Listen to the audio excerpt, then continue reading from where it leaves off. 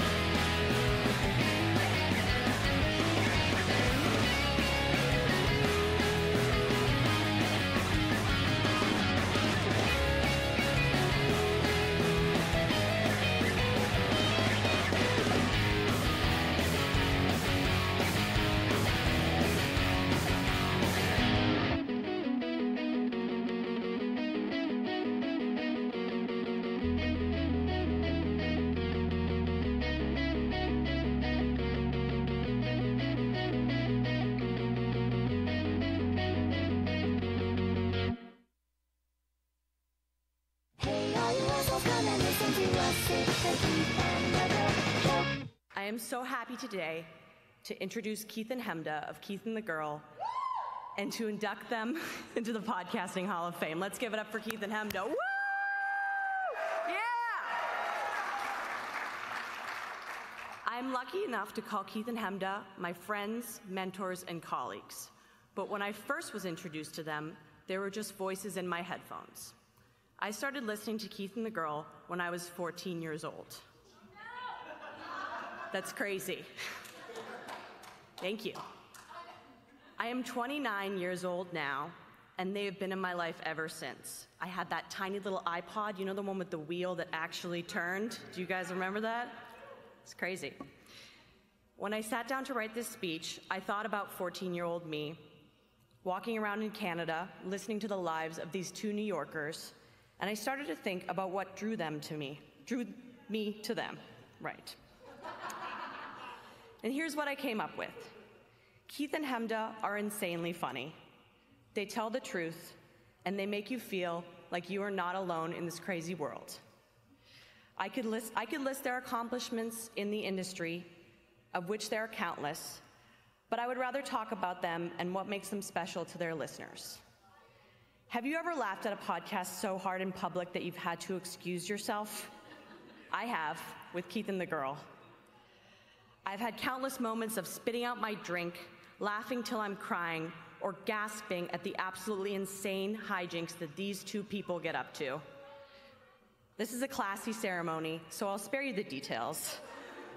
But Keith and Hemda aren't afraid to push things to the edges of the line to make their listeners laugh. You are controversial in the best way possible. Your strength as a comedy duo is undeniable, and I am in awe of both of you.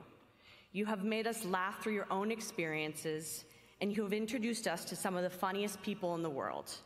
You continue to grow and evolve as comedians, interviewers, and of course, as people. So let's talk about the people. Keith Malley and Hemda Khalili. These two are the realest, bravest, and most courageous people I've ever met. They are not afraid to be raw, and they're absolutely magnetic because of it. Keith and Hemda have podcasted through the entirety of their relationship, their breakup, the ups and downs of their personal lives, the heartbreaks, the hospital visits, the list goes on. They fight on air, they cry, they wrestle with their demons. Keith and Hemda let us into their lives, and they enrich ours along the way. The show has evolved with them. They challenge one another, and they allow their guests to challenge them. They tell the truth, and that is a very powerful and important thing. Equally important is the community that Keith and Hemda have built through this show. It is the most inclusive and wonderful group of people I've ever met.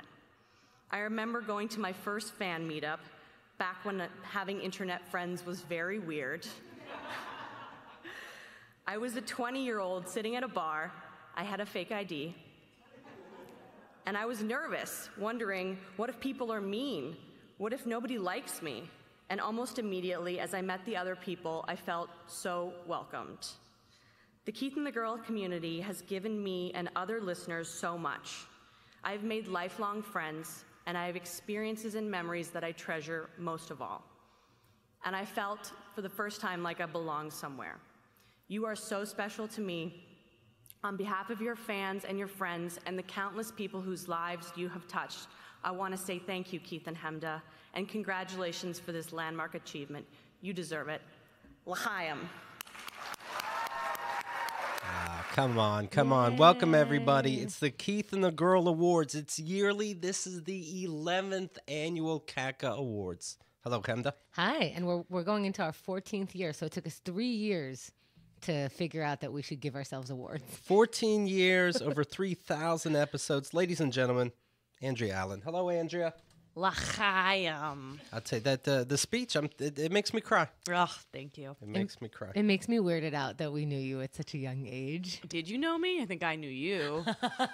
Right. I've known you a lot longer than you've known me. That's true. Mm-hmm. Yeah, but we know you now. Oh, very well. Happy 30th. You see me in a towel regularly. Oh my God, we really do. I think I've seen all of your body parts. Yeah, baby. Yeah. Mm-hmm. Somebody call HR. All right, let me mention this. You can follow us at hashtag KATG Awards, meaning as we go through the different categories, if you like a person especially, and you'll vote through our forums, of course, I'll remind you, rate it on Twitter as well, right? Oh, you know what? This person was great doing this. Hashtag. I voted for so-and-so, hashtag KATG Awards. And what we're going to do is every time you use the hashtag KATG Awards to let someone know that you voted for them for this award system for the KATGuhs, you will be entered to win a lifetime of VIP. Whoa. What? Lifetime membership to our premium program. Use hashtag KATG Awards and let people know if you're voting for them. Every time you use it, it's an entry. Of course, VIP is every show we've ever done, including all 10 shows that we did that cover our awards. So if you want to catch up, that's an easy way to do it, right? The most shocking moments, the most ridiculous moments, the biggest fights over all the years are summed up in these hour-long episodes, hours long. And you'll be able to vote at keithandthegirl.com/forums. And when we let you know what happens after you nominate and you vote. You get awards. Oh yeah, when we give away the awards that episode, we will give away a lifetime of KTG VIP. VIP also includes the great Last Week on Keith and the Girl, all the behind-the-scenes detail of your guests and the episodes you heard in the last 5 to 7 days. And here's our host, Bianca Brady. Hello, Bianca. Hello. What a charming voice. Hello. We just recorded the latest one. It's very fun, of course, in your VIP package. But let's get right to it, okay? Hope you packed a lunch. We're going to begin with Best Drunk, okay? Best Drunk is the first category from episode 2855, The Machine with Bert Kreischer. Bert Kreischer visits AA. What made you look into AA? My wife broke up with me. We've been dating like 4 months. Got drunk at a dinner party, and her friend was saying that some guy pulled the girl's skirt up, and the girl's skirt was my wife's skirt. Some guy at acting class one time lifted my wife's skirt, and they said that he raped her, and I argued that it wasn't rape. That's not the definition of rape, and I wouldn't let go of it. I was simply lifting up a skirt. Yeah, I would not let go of. I wouldn't acquiesce to the fact that they just wanted to call it rape. I refused. I wanted to be the literal definition of the word rape, and I dug my heels into a place where I couldn't get out of it. A day later, like a day later, I was still fucking like I need to win that fight. I can't let them say that that guy raped you because he didn't rape you. And my wife was just like, I don't know if I can date someone who just can't let go of something. And she said, we'd only been dating 4 months. And so she broke up with me. And it sent me into a spiral I've never since been even remotely close to. It put me into a place where I could not I couldn't stop crying, and I was like, I love this. I love this person. I want to marry her. This is the right person for me. My neighbor was a guy who the studios used to hire to watch over famous actors. James Gandolfini was one of them, and keep them sober. He was like what they call a... Oh, sorry. I just thought to watch over them, like so they can keep it. Would you like some crayons now? Oh, no. So they're like, would you not like some cocaine right now? Yeah, do you need a potty break? Yeah, so he was like a really famous for that. And so you'd always see these celebrities going into his house. I'm sitting on the corner over on top of the hill. We used to live right above Hollywood and Highland. And I'm eating an Asian pear. And he comes up to me. He's like, what's going on? And I was like, I don't know. And I told him about how I fucked up and I was drunk and I couldn't let go. And he was like, are you drinking now? And I said, no, I'm not drinking right now. And he goes, you want to come to a meeting with me? And I was like, I'm always open for everything. And I was like, yeah. So we went down to a meeting down at the base at Hollywood and Highland by that Starbucks. Came in. And it was, and it felt good. It felt really good. Like that whole camaraderie and like everyone coming in, no dicks, no judgment, cup of coffee, fucking cigars outside. I liked it. I was like, yeah. And then the guy in front of me, my buddies was like, hey man, you should stand up, say something. It's your first meeting, say something. Like, and in my head, I was like, I feel like you're pushing me into something. I'm not. Yeah. I'm like, and so, and I'm on the fence. I was like, I don't think I have a problem, but are you telling me I have do you get to decide I have a problem? Because I didn't really. I don't think that. Yeah, and so you get to decide if you talk too. Yeah, and so I'm thinking about whether I'm not going to talk, and the guy right next to me stands up. It's getting to be my turn, right? I'm thinking stand up wise, what am I going to say? What am I going to talk about? I wouldn't mind the stage time. And the guy in front of me says, "Oh, it's been a rough day. Landlord came over, I sucked his dick, and then I lit his car on fire." And as a comic, I go, I can't follow that. And I just didn't get up. I didn't talk. I left the meeting, and I thought, I think I'm just not going to drink. And I just didn't drink for like 8 months.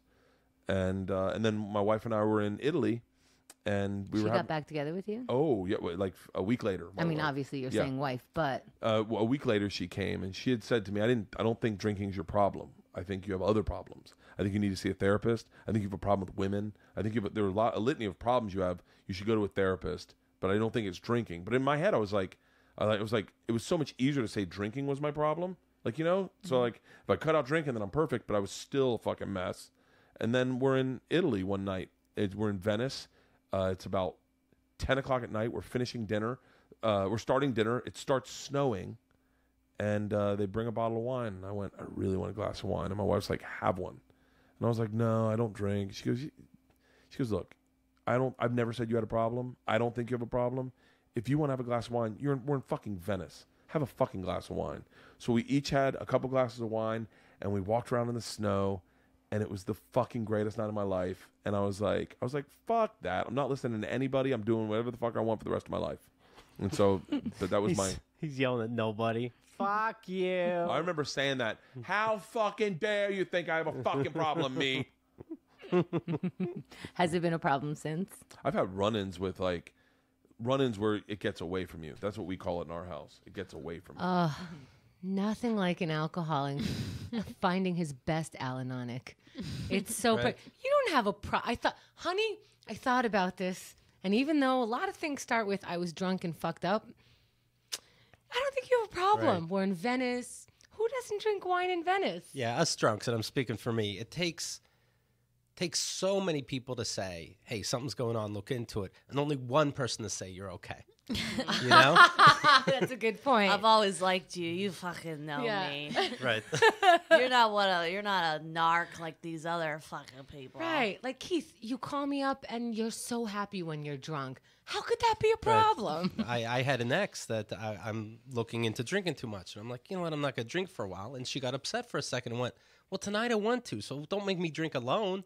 Yeah. It's, because we don't know what alcoholism is. We just, every time we celebrate, there's alcohol. Every time we get drunk, there's a reason, right? So it's really hard. But in the beginning of this clip, I had been triggered.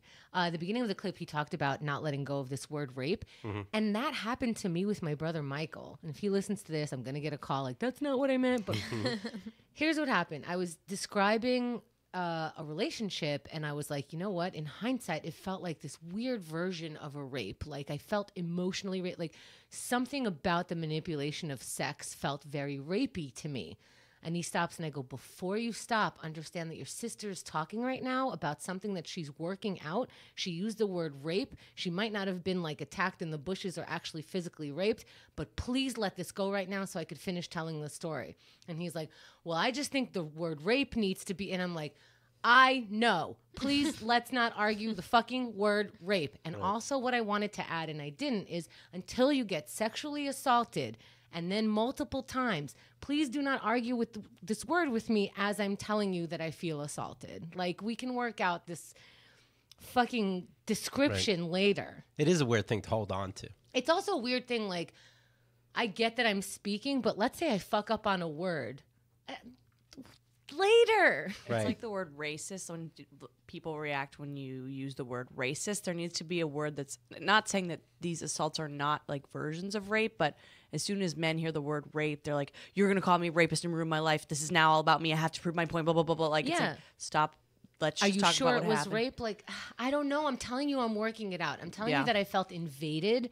And when I get sexually assaulted, it feels like that similar invasion. Mm-hmm. So let's like figure out what I'm trying to say, and let's not expect me to be perfectly worded all the time when I'm highly intensely emotional. I'm looking at Merriam-Webster. They're still the king, right?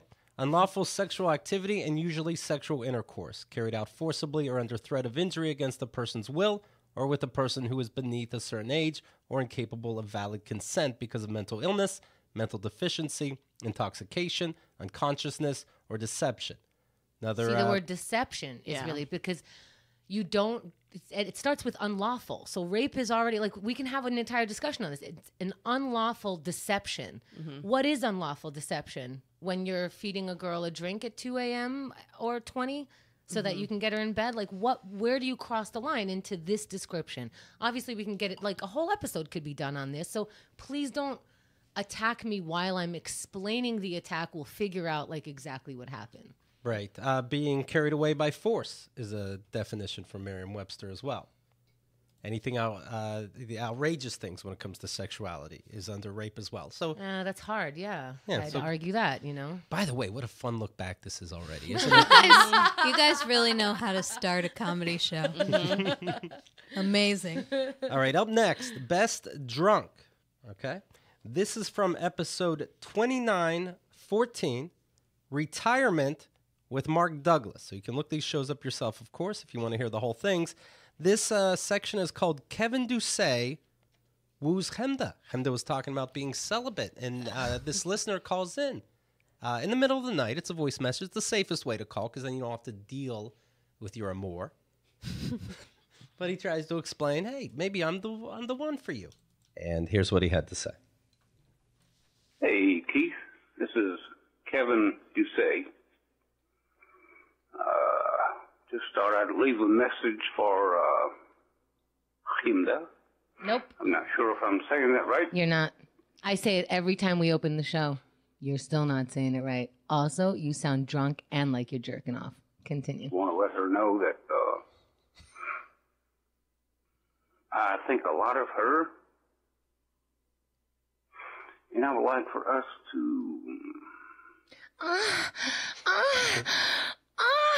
What's he doing in those pauses? Sometimes you just got to, you say something, you let the person take it in, He's an older gentleman. I think he's carving your name in his arm. I'd like to talk to you. As per the future. See. Shit, you got a long name. And I would like for us to... meet and talk and see if anything comes out of it. He's consistent. Okay, I indicated I was quite a bit older. I was guessing him at 60. Yeah. Yeah. Even before So, we have time to talk in between. Yeah. I like this guy. You're not even pausing it. Feel free to use this on the show. I have adequately given you pauses to talk. So, I'll come forth with that. I'm 61.5. 61 and a half. Yeah. I mean, you count like little kids. People over 60 and children count that way. Spit it out, man. Can't send any current pictures. Why not? I can't. I have one from my last CD that I put out. He's already annoyed with me. He's like, That was about I have one. 10 years ago. You don't want all these pictures from me. I'm sorry. He hasn't taken a picture in 10 years. But he can call into a podcast and listen to one. I haven't taken a picture in 10 years. Then I became a vampire. Look, long story short, I can't take... Yeah. I mean, what else could it be? So it's not a true representation.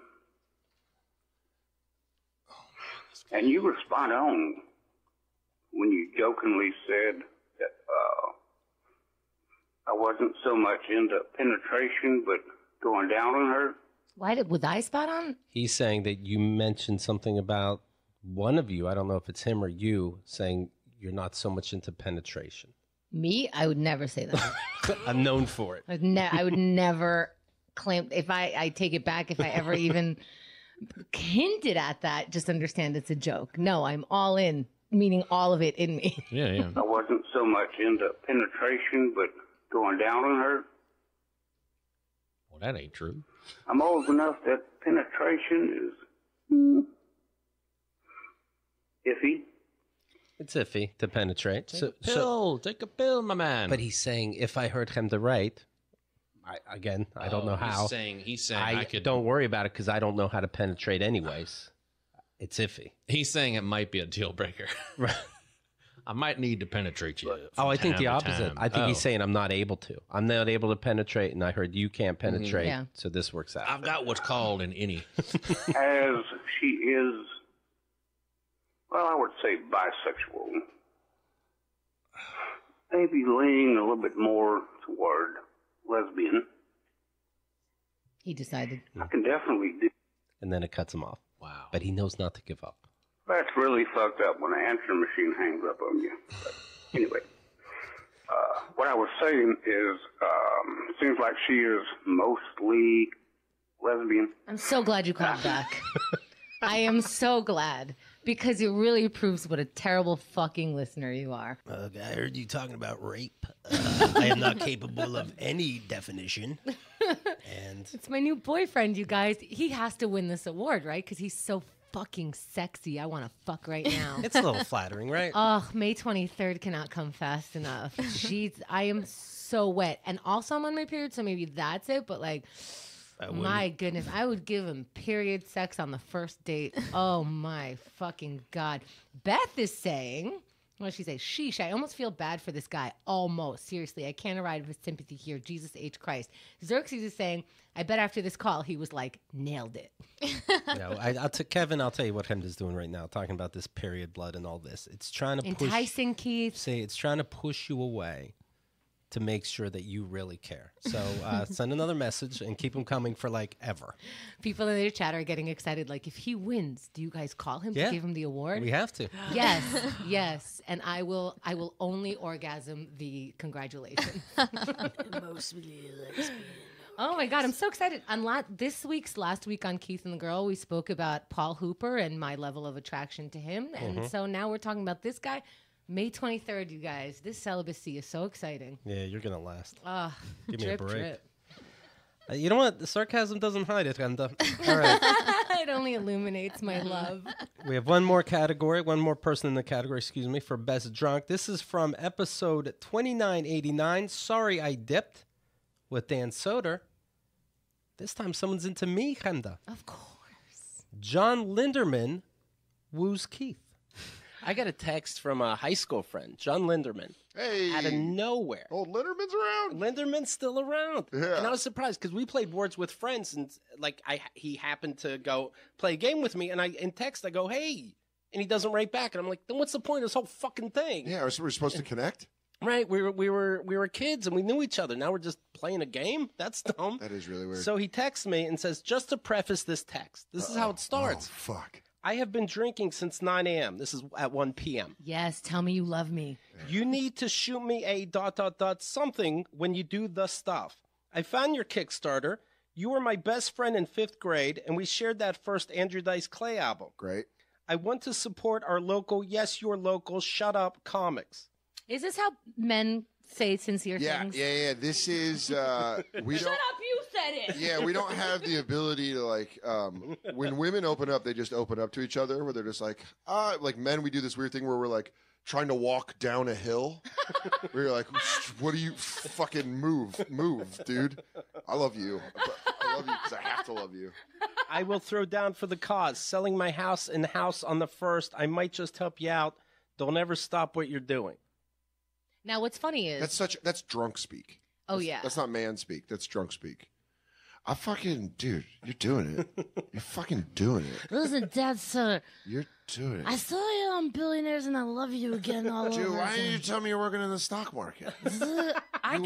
I can stock market with you tomorrow. I think Paul Giamatti is a mean attorney. You're so much better than to do tomorrow. Just kill him and take everything. Remember when we ate lollipops as kids? Why don't we eat lollipops anymore? Dude, my friend, that's always the weird thing where they find stuff you did and they're like, "Why didn't you tell me?" And you're like, Right. Why did you "What, am I tell supposed me? to put out a bat signal that I'm fucking?" Right, it's on Showtime. I did my best. Yeah, dude, tell me. I'm telling you, they should play these clips at AA meetings, right? As you walk in the door. I'm at my best right now. Oh. Have you heard from that guy again, Keith? I did get $100 in Kickstarter. Wow. Yeah. So I don't know how much you got for this house, but. Drunk words, sober thoughts. He really meant it. All right, up next, here we are. Most Chemda the slob moment. fuck you, Andrea moment. Can we fucking change it? I loved clipping out these clips and just noticing how many times we talk about how much of a fucking slob you are. What a treat. Garbage. Oh, I think garbage actually decision. you're filled with garbage. I think that's actually Keith is what we're talking riding. about. Look how low my mic is on now because as soon as he said the topic, I fucking got face livid. Are you going to call me a bitch on air again? Then? Yes. Just wait for it. I'm Okay. gonna do it in my drunk voice. Enjoy, you fucking slob. Fuck you bitch. Chemda was just laughing at all these drunks, and let's see if she takes this in, shall we? The category, and of course you can vote for the winner in each category at keithandthegirl.com/forums, and make a note on Twitter also under the hashtag KATG Awards. We'll begin with a clip from episode 2923, The Case for Christ with Kyle Thompson. This one is entitled, you know, I say that a lot. This one is titled. I just, there should be a bigger word. It's, this one is, ta-da! This one is a terrible title called Chemda's 2-star ratings, where Chemda cried about some Oh, God. very sad shit, and then Andrea You're decided. gonna milk. No. I was Let's just just sitting listen in to the the clip. back, and you were like, "What, bitch? What?" Right, I think we have the evidence. When Here it's we go. hysterical, it's historical. Bye bye. If it's hysterical, it's historical. Okay. So if something like a 2-star review gets to you, it's not the 2-star reviews. Like if I'm getting that mad, it's because there's a history here that I'm upset with. So I'm like, what's the history? And it's because, Hennessy and I just separated. And one of my biggest worries was that I can't do what we did together as one person. And I thought they were insulting what I was doing as a single person. Because I was, it's so hard to keep up because I'm so used to for 9 years, you have I'll do the dishes and you do this and I'll pay this and you do this. And there's this oneness now that I have to deal with. And I'm like, you fucking come into my house and you tell me that I'm not cleaning it. I clean it every day. I'm on top of I'm getting so emotional because they're telling me, that good job that you were doing, you're not. Is your voice wavering right now? Yeah, I'm about to cry. Wow. Because it's the history of, I was on myself already. I won't be able to do this. I won't be able to live by myself. I won't be able to undo the codependency and the togetherness that I had and the whole thing. I can't believe this. And so I was like, oh, okay, this is another part of the heartbreak. Plus these people are never fucking invited back into my house again. Picture this, Kyle, me as a psychiatrist. Are you crying? Wow. I feel bad for Christmas. I gave him a garbage can. I cannot. Wow. Guys listening to this show, if I heard this as a show, I'd be like, whoa. Kevin Doucet is rating in. I'm out. I think this should be a most touching moment. It sounds so sad. I almost Wrong cried. category, Yeah. guys. I almost cried just hearing myself. Xerxes is writing in. Chemda is not a slob. She's a normal person when it comes to keeping stuff clean. Okay. All right. Fascinating. Never heard anything dumber. Shout your out to Xerxes. From your friend and confidant who you smoke weed with regularly and is going to be on your side no he's matter not. what. He would totally shit on me. Look at your desk. What the fuck could you be talking about? Oscar the Grouch is like, guys, you don't know the real me. Follow pothead.nyc on Instagram Right, yeah. to see the only person who's ever nice to me ever. Oh, Xerxes. wow. Oh, yeah, we play the crying clip, and now you're the tidiest person in it ever, and we're just all crazy. Wow. Yeah, wow, yeah, wow. sure. Wow. No. Well, anyway, who knows who's right? But we're going to continue the category most Chemda the slob moment. Motherfuckers. This is episode 2984, The Picture, with J.P. McDade Oh, this fucking picture. and Connor Delahanty. I had a piece of tissue on the ground and I'm hearing it forever. Chemda says, put this. We have a company called Article that is a sponsor of ours that gave us some furniture to show off. Well, Chemda goes to show it off, and I've never seen anything more disgusting. I was shocked. Shout out to Xerxes in the picture. Right. Let people see that I'm a truth slut. teller. It's fine. This is a normal human location. Look at this table. Look at and this. he's like, I did you a favor. Look at there's a fucking tissue. There's a piece of tissue. Okay. Yeah, actually, it looks like an escape room. Like What do you there are guys clues think? in there. Should I be embarrassed if you were over having tea? As you No, can you see? shouldn't be embarrassed. I mean, about living in that, but for putting it on the internet, maybe.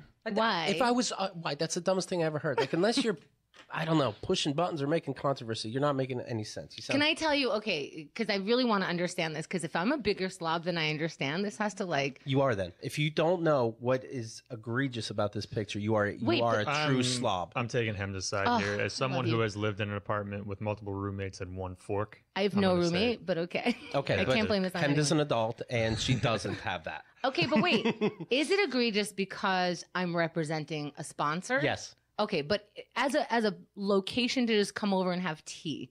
but you made a picture of it. Yeah, but it's like a human picture, but not for Is a that- sponsor, not for the cover of a magazine. But if you were over my house, it would be like, oh my God, Chemda's such a slob. No. Chemda likes lotion, not at maybe, all. but I wouldn't act like I walked into. Is this Home and Gardens or no, is but this would, Chemda's place? never mind if you would act like that because you would act like a nice person. Right. But behind the scenes, would you be like, Chemda needs to fucking get her Be shit like, I together? didn't know you lived in a crate and barrel. Are they the sponsor? Who are we trying to shout This out? is damn near Pier 1. Yeah, who are we trying to back into? Restoration Hardware? I've been to comedians living places where like everything in the residence is dripping. So there's a very low bar to clear. See, I feel that's like not you're good. okay. That's not good that my adult space is being compared to young comics. I'm like, Chemda, where's all your black mold? You have not nearly enough black mold. It's like, hey, don't move that chair. That's to catch the dripping. That's a load-bearing chair. If we're putting a picture up of a sponsor, I just figure, look, Chemda's a normal person. She's got nice furniture in her normal space. It's very. unless like She talks in third person. unless you're trying to say, I'm telling a story. look at this shitty place I have. And look, and I can even this nice furniture, something. Yeah, I don't get it. No, Nothing it makes looks like sense. Chemda coming this fall on NBC. Like we cut to that room and it goes. It is funny. We just did the drunk category, and we're talking about it's funny. It takes you'll ignore a million people telling you something and grab onto the one. My buddy Xerxes. Yeah, the one who likes me. Alyssa says, honestly, Chemda can come to my apartment any day, but if her apartment is a mess by their judgment, then Keith and Andrea can't. Because, oi, what would they think? Oh no, I'm so upset I can't come to your dirty apartment. Wah. File it under don't give a shit. Bye-bye. Pippa says, Chemda likes lotion should be a KATG t-shirt. Now, she needs that lotion for all that rash she's getting from the garbage. My God. You know, there's scabies lotion. There's Oh, my goodness. she has it all. All right. There's There's another one in this fucking category. Take a guess. All right. From Bianca's show last week on Keith and the Girl. This is episode 40, the week of November 26th, 2018. Hemda and her furniture picture. Fuck this category. Part 2. Don't vote. Voting is for losers. What is it, Andrea? Okay, so for my examination of this picture, Yes. I feel like I'm on forensic files here. Now, probably the most abhorrent part of it is the tissue on the ground. Oh, God, everybody hates the tissue on the ground. Tissue's problem number one. The Now big I problem. want more tissues on the ground. Now, when Hemda says, hey, what's the big deal? There's a tissue on the ground. Okay? Or she acts like she barely sees it. Does she really have this kind of problem with cleanliness? Or is she gaslighting me? Here. Hemda loves to throw shit on the ground, and I've never understood it. Around her desk every day, there's always a weird little collection of shit that she just threw on the floor, and I'm like, where do you think it goes? Because it's gone when you come back the next day. So where? That's why she goes, it's not a big deal. It's gone. It's gone because you have an anxiety-ridden Roomba just shaking and picking it up. How does an adult do this? and Andrea, like a real Roomba, smacks her head into the wall every now and again. No, I'm going to start doing coke. I can't live in this world. Now I'm wondering, what is the thing next to the second item next to the chair? Is that a wrapper of sorts? Yeah, that's the top of a blunt wrapper thing. Okay. That you open. Why do you have garbages if your house is a garbage? What's the point of owning garbage cans? Right. Why do you have a garbage can? It's taking up real estate. Yes. I just recently threw out 2 garbage cans. I honestly believe that. Throw them all out. Just live in trash. Okay. Okay. Now let's see what else. I do have to say, I recently got a tabletop garbage for shit like that. For what? So that I don't have to You're move. just going to throw it around it. Because it's fun to empty on the floor. Yes. Like saving your change. Like next thing you know, like, I didn't think about it. Look how much change I have. And then she could just dump it. You could get a bottomless garbage can, and then you could pretend to throw it. But Like it the would toilet. Yes, exactly. Okay, so this is how crazy I am. Mm-hmm. I have a garbage can in my bathroom, but I don't like the way trash looks in it. Oh, so I get that. walk the garbage to the kitchen to throw it away there. I have 2 garbage cans in my bathroom. I'm the opposite of you, Hemda, but I still just think that people need to give it a rest. That's all I'm saying. But what do you do when she plays dumb? Or she She's doesn't? not. Then we have to save her. The joints are the only thing that seem to have any type of care to them. Xerxes did that. Right. You know? I knew they were planned. Yeah. I knew they were planned. Yes. And I said that. Of course they are. And Xerxes, did you move that mug so that the front of it faced the camera? No? Okay. But the joints, of course, it's not an accident. They're crisscross in the middle. It's like a beautiful origami sculpture. Right. So you guys did take a second. You took a set. It wasn't somebody. I thought somebody kicked your window open, took a picture, and then set the house on fire. But you still promised to show this new furniture from article.com. Oh, yeah. Follow pothead.nyc. That's Xerxes posting his blunt. And somehow. No, it's spliffs. Okay, somehow. It's weed related, believe that. Somehow. Those are the neatest pictures I've ever seen. Yeah. And weed.com didn't sponsor us. Pothead.nyc. Listen to the register. Right. It's unbelievable. There's more tissue over there. Yeah, I cry a lot. Clearly.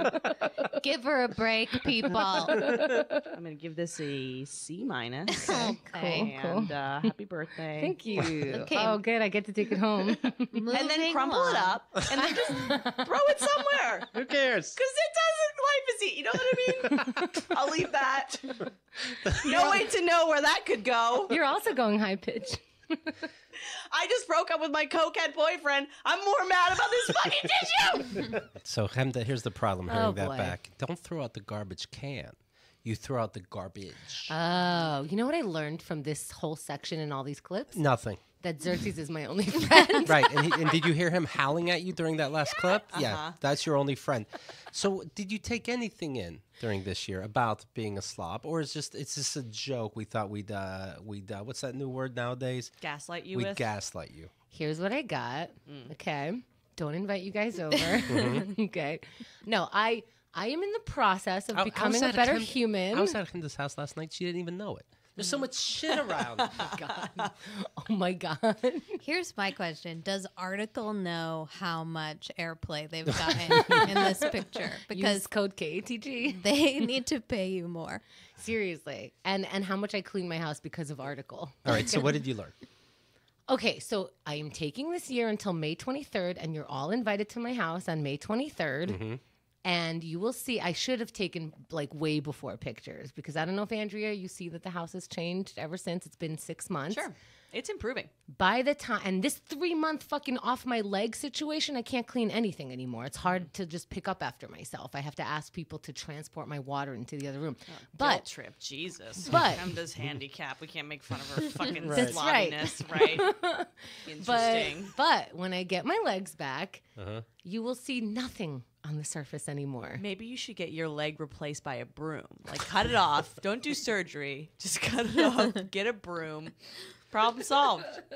Hemda, I was going to buy you the Marie Kondo book, The Life-Changing Magic of Tidying Up, but then, because it saved my life, but then your leg thing happened, and I was like, I can't get her a book about cleaning. Maybe That's not too yet. much. Yeah. People hand me cleanup books and I just cry now. Sure. Like, this is all people think of me. I hand you a divorce book, cleanup book, not how to not get in bike accidents book. It's the worst, too. It's like my worst nightmare because it's exactly what I was afraid of. Is that book the one where everything's either a hell yes or a no? If you love it and it really makes you happy, you If can it keep it. sparks joy. Sparks Keith. joy, and if it doesn't, you say literally out loud, "Thank you for your service," Yes. and then you may throw it away.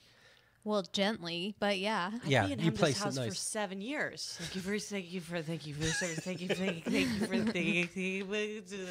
Well, I did her method when I had a huge breakup and he moved out and I was like ready for it. So I don't know. Just saying. I've been throwing out so much. Andrea was getting ready for her party, and I was like, oh, while you're over there, take that fucking shit off the wall. Yeah. While you're over there, just, can you throw that shit out? You'd be like, what even is that stupid bullshit? I'd be like, oh, hell yeah. Oh, and when did you come? You came over to do a shoot, and that day I went nuts. And when you and Emily walked in, Hot Mess Comedy Hour, when you guys walked in, you were like, what the fuck is going on? Half my furniture was outside. I was like, I don't need this, and I don't need this. So I'm getting better. There's nothing more satisfying than rage cleaning. Oh, it's so good. Yeah. You know what else, though, people do when they do all that? Commit suicide. All right. So anyways, if you're good, I'm good. Coming to an episode not. near you.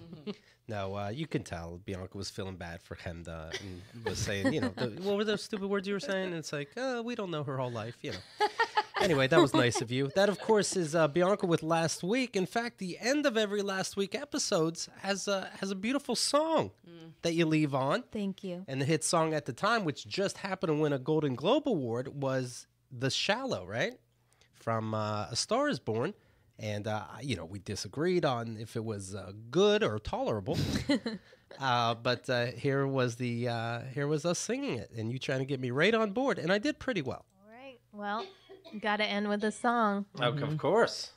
And you know what song we got to end with, Keith? It's the best one ever. I'm off the deep end, much as I dive in, I'll never meet the ground.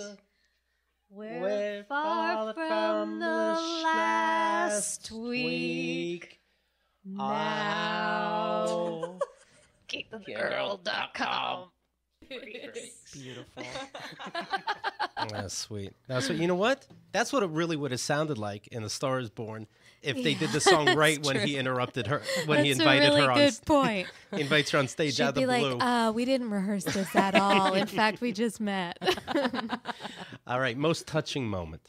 Now get ready to cry. Oh, I hope I'm not in any of these. All right, the first one. 2878 is the episode Mortified with Dave Nadelberg. Oh, this is sad. Keith just learned about this again. He Oh, my tried to get goodness. this out of his mind. This is Keith's ex-girlfriend. So you know Janine, who I used to date, worked in a restaurant with her. Yes. And I saw it was her birthday, and I wrote, "You did it." Oh yeah. Sometimes sometimes she's called Jeannie. Yes. Okay. Did she think you were accusing her of something? Right. Well, no, she didn't have to worry about it because a friend texted me saying, "Oh, you must not know that she's dead." So, and I'm like, "Oh no!" So I quickly get rid of "You did it," because that's some terrible timing. Oh my God, she was our age. Yeah. What happened? I was talking to her friend. You remember Not Gay Bobby Mitchell? Yeah. And the guess is, and I kind of guessed this too, was pills and alcohol abuse, like failed kidney. Holy shit. On purpose, or she It seems not on purpose necessarily. How are you? It was so odd. It was so odd. Wow. I know not too long ago she was diagnosed with bipolar disorder, and it doesn't surprise me, and that's good that it not making sense made sense to her finally. But, I do remember posts from her that would be, oh, yeah, living in New Orleans, fantastic. I'm going to be the manager of this ghost tour company. My boyfriend's fantastic. And then I would look 3 days later, abusive boyfriend smashed my head into the wall. I'm getting fired.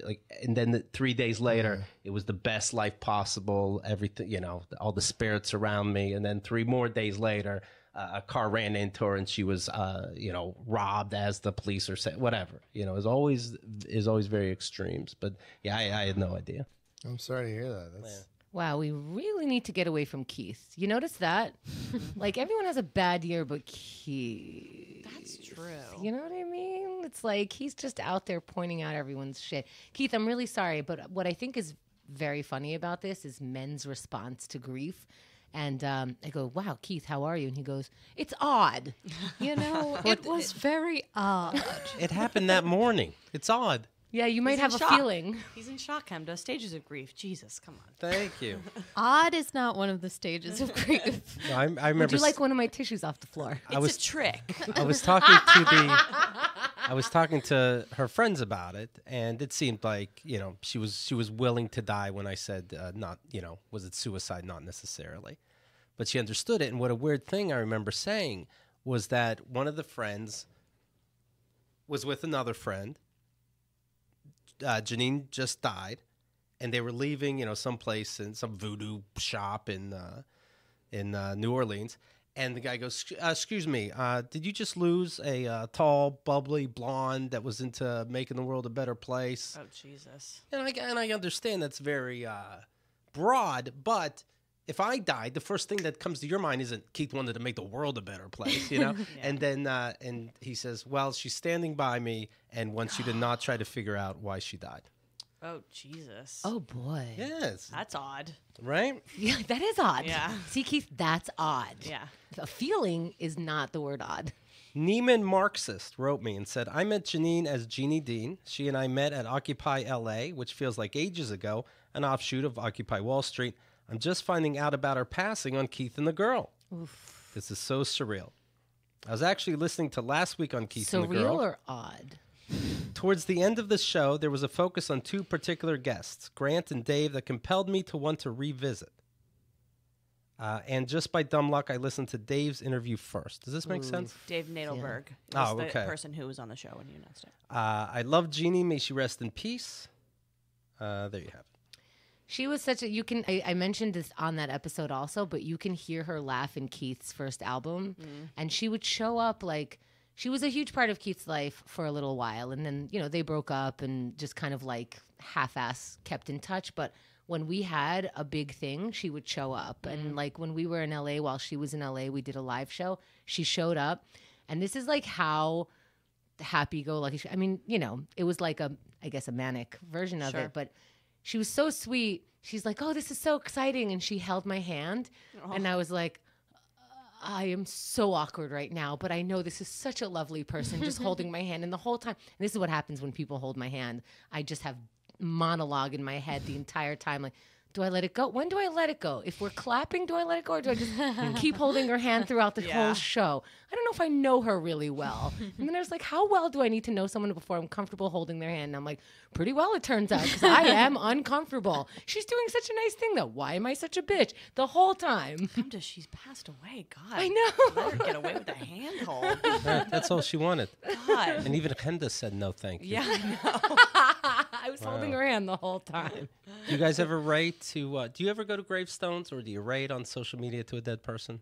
No. I used to visit a dead open mic freak show guy named Alan Shane. I used to check his wall every once in a while. He died.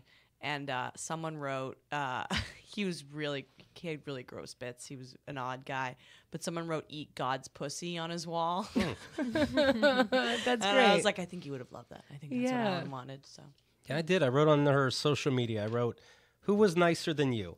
I don't believe in this stuff, but you did. So why am I? No, you're tearing up. There's very few pure people in this world, and this is better than talking to a gravestone, right? You might be up in space. And I'm going to hit return like you can really get up there. And then we'll all forgive Zuckerberg. Oops, his phone just went off. Thank you, Janine. I mean it. And if anyone is eavesdropping, let them be as nice as you. I'm sorry I was always late to the party." Oh, he's trying to get best emotional, whatever the That's, fuck. Right? that's my most touching moment. Yeah. I mean, all I wrote on her wall is, "I feel odd." let go of my hand, bitch. I'm holding your hand in heaven right now. All right, here we go. Up next for most touching moment from episode 2909, Whack-A-Mole with Emily Lubin and Andrea Allen. We're talking about, Andrea's not shy about meetings she'll go to trying to better herself, and somebody wrote laughing at her like, "Who's this bitch from Fight Club? She's got to go to she has every single problem. Suck. Your problems are dumb." She's the one, right? I spent 4 or 5 years in hospitals constantly. Why would my mind not think, oh, the worst thing's going to happen? I lived in a childhood where the worst thing did happen. So now it takes a lot of energy and work. It's exhausting to try to let go of these things. They are what keep me balanced and keep me feeling sane. So it may seem crazy to you people, but like, you don't understand where I come from. So there's no compassion, but that's just how people are. And in general, you're feeling let down by people. No, I mean, What's affecting you so much right now with one jerk off I'm thinking of? it's just like, it's a mockery of people trying to help themselves, you know? You know what it is? I think that people try to turn like there's such a caricature of people that are like self-care people, and I think it's very easy to mock those people because people don't want to look inside themselves and think about how they could be improving themselves. So it's easier to tell yourself that anybody who does try to address a problem and talk about it so openly is self-indulgent or dramatic or making a big deal of something, but she's trying to get her shit right. There's something wrong with that. Well, it's also like, I hear that voice all the time. You don't know how hard I am on myself. So for you to echo it back, it's just like, Yeah, this, I think it feels like it might, because it's in your head, you already think that because you don't even know who this person is. Sure. He said it, Keith is saying it like how Keith is saying it, but this guy probably said it off the cuff, like, what, does she have all the problems? Sure. But all of a sudden that echoes and it's like, you actually feel that way. Of course. Yeah. It's not, I don't have great self-worth, you know what I mean? And that a lot of people don't, but it's very hard to admit that.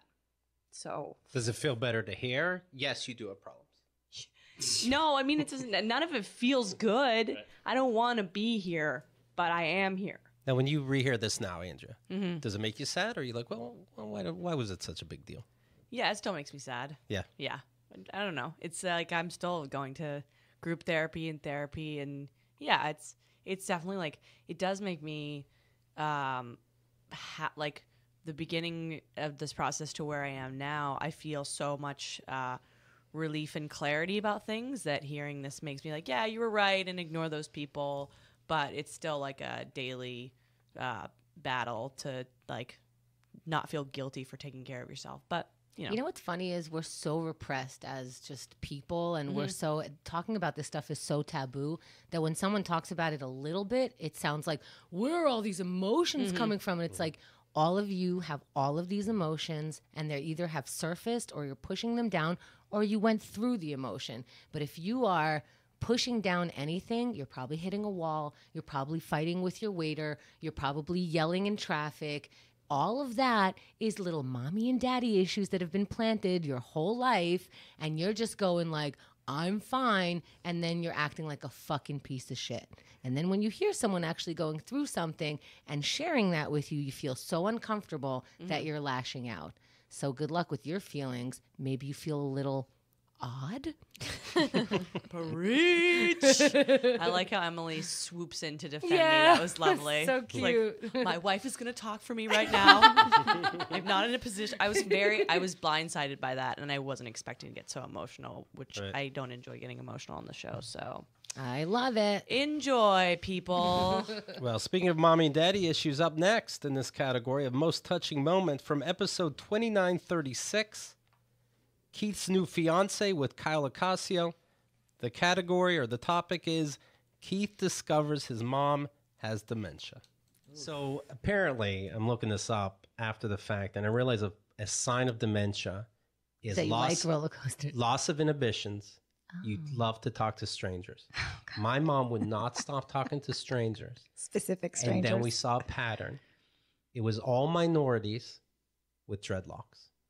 She asked every black person how they did their hair or what their... No. Yeah. Wait, there were black people where you were? Kennywood. It's a big theme park. It's a melting pot there. Oh, goodness. Yeah. Wow. Yeah. And people of color love when white people ask them about their hair. She They said, love like, it. she never saw a tattoo. Does it hurt? To every single person. And, you know, and apparently this is what people with dementia do. They All right. Not the worst. Not the worst, because, you know, it's not going to turn into a fight because, you know, you're talking to a crazy lady. But also, she does she still have her, like, wonderful, sweet demeanor? Or Sure, she does. Yeah. But you know what she does? So these kids, these teenagers, they're in line. Does she reach for the dreads? Oh, my God. Please no. Yes. Oh, yeah. Oh, God. Oh, she's touching the hair. Oh, no. She no, turned no. to me. She goes, why do they put color in their hair? What? And I'm like, I don't know, because life's boring and to add some art to it. Oh, is that why? Okay. All right. Interesting. Well, that only meant, hey, excuse me, are you trying to do art in your hair? Oh, my goodness. Oh, my goodness. In line, these teenagers are bored, and they're girls, and they're just slapping each other's hands. Okay. I don't notice that my mom reaches over to talk to them until it's the end.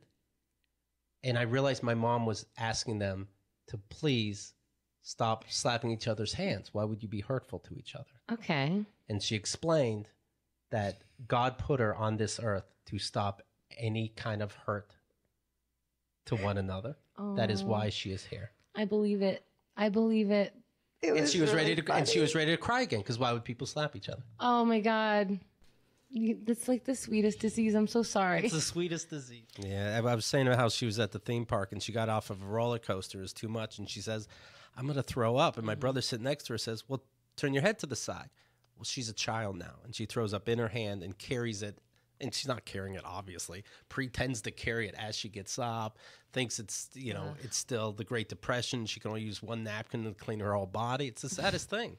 Yeah, it's hard to watch. While this clip was playing and you said that she was here on Earth to, like, do only... Good. Yeah. Make sure people weren't hurting themselves. Yeah, in my head, I'm like, I believe it. And then I heard myself saying, I believe it. And I'm like, oh, I love when I'm consistent. Yeah, this is about you. Yes. Keith, good luck with your mom. But anyway, I feel good about me. So you can vote, of course, at keithandthegirl.com/forums. You'll see each category. And like I said, I mentioned Twitter, but it's all the platforms, whatever you like, Facebook, Instagram, the other one and the other one. Use the hashtag KATG Awards, and you will be entered to win free VIP for life. I don't know if you even know that we have that. Yeah, KATG VIP for life. Of course, you could see what we have in our VIP program by going to keithandthegirl.com/VIP. But to win for life, use hashtag KATG Awards and let us know that way. And let the people who you're voting for know who you're voting for in the atmosphere on social media. Right. All right, here we are. Next category, Best Rant. We have 4 people up for grabs, 4 topics up for grabs. We're going to begin with episode 2924, Blah, Blah, Blah, with Megan Strickland and Tim Lampfair. Classic. This is titled Blah, Blah, Blah, a.k.a. Keith hates having the answers. But when you say, like, what if it ends up being blah, blah, blah. Yeah. I'm 44. It never ends up being blah, blah, blah. It never does. Do you know that deep down, I kind of wished that it was proven that O.J. Simpson was innocent so that I can walk around as dopey as everybody else in life going, what if the clergy didn't know? You know, like, what a great way that would be to live life. But no, Nothing is ever blah, blah, blah. And we all know what the truth is. And we have to deal with that. And we have to live life accordingly. And then decide, is it wrong to use the iPhone? You know? But when you reach a certain age, and it's never blah, blah, blah, then you know that Sean Young is guilty, and you can quit playing dumb. I'd rather walk around. I want to walk around dopey too. When people go, Keith, is everything black and white? It is. It is. It always is. It always is. No lessons. No lessons from them. You're right. No, it's always proven. Like, oh, the way that makes sense is the way it is. It's that way. Oh, okay. Another thing. This is the way it is.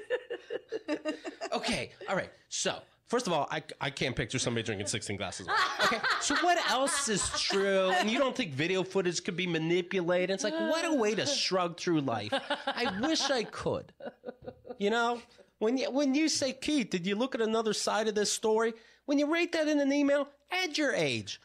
Because maybe you didn't see enough blah, blah, blahs. I have. I'm not saying I'm 68 years old, but I'm 44.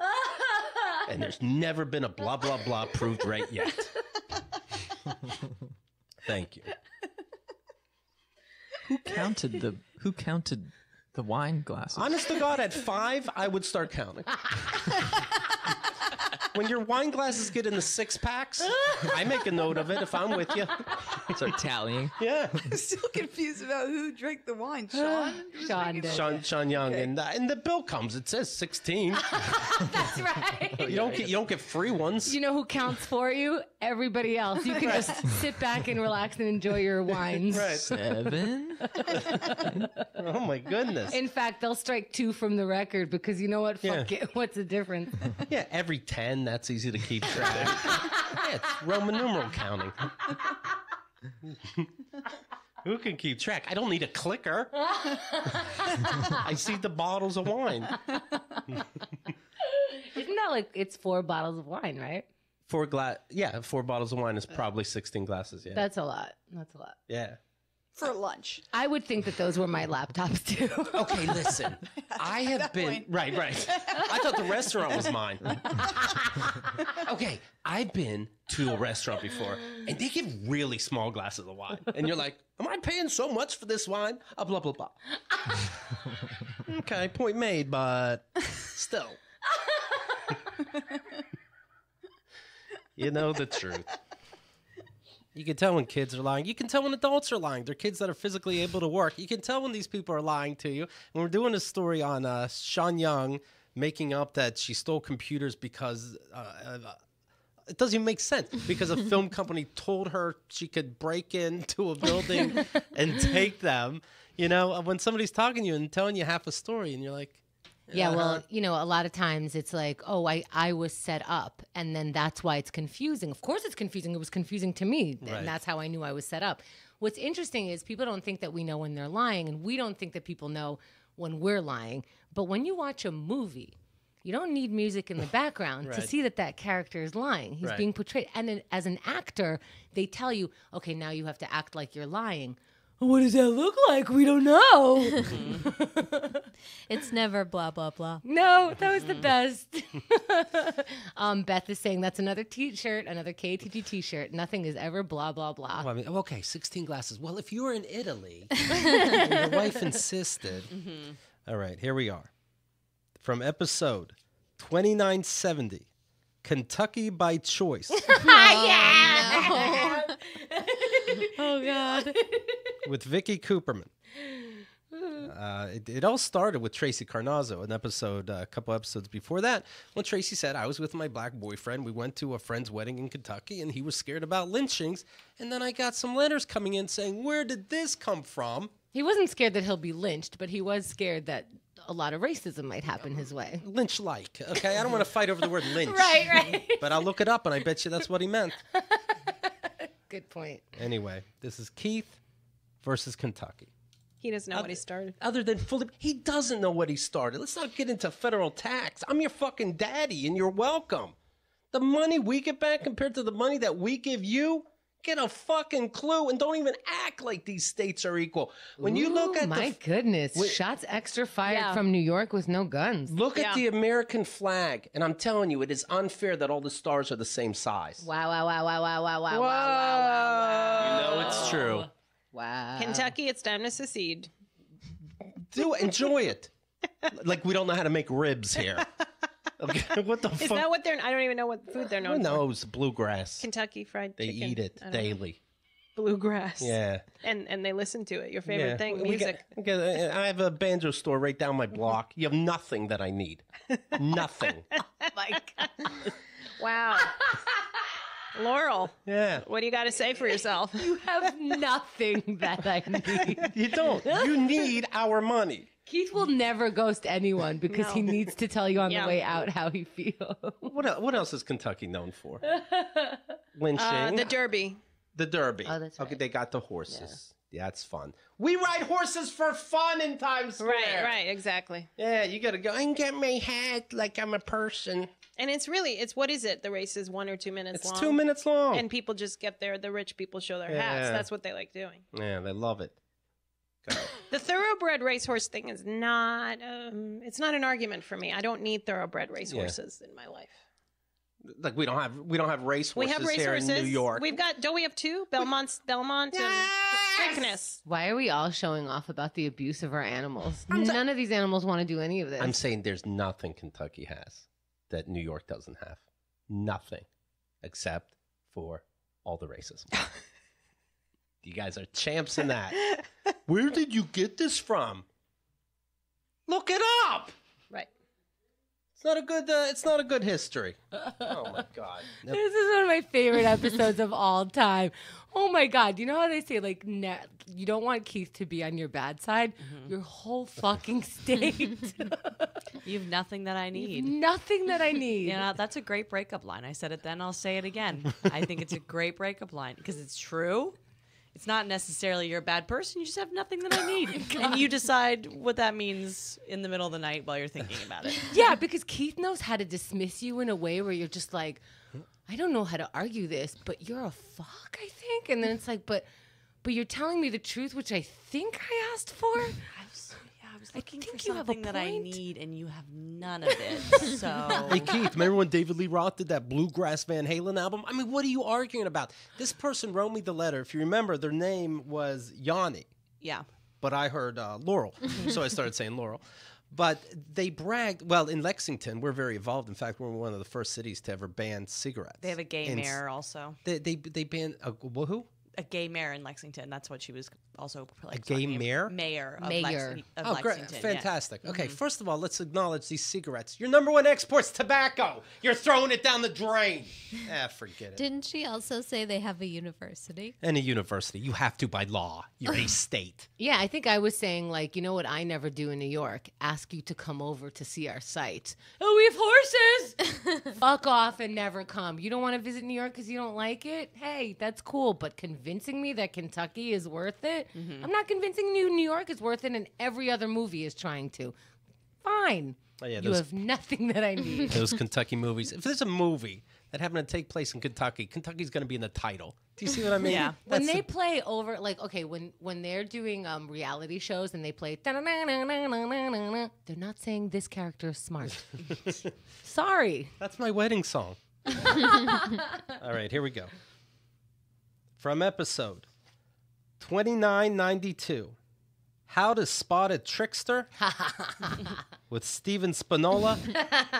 This is Keith on Tricksters. Every time you meet somebody at a party, that's how you network. You just go around. So what's your trick, buddy? You trying to trick me?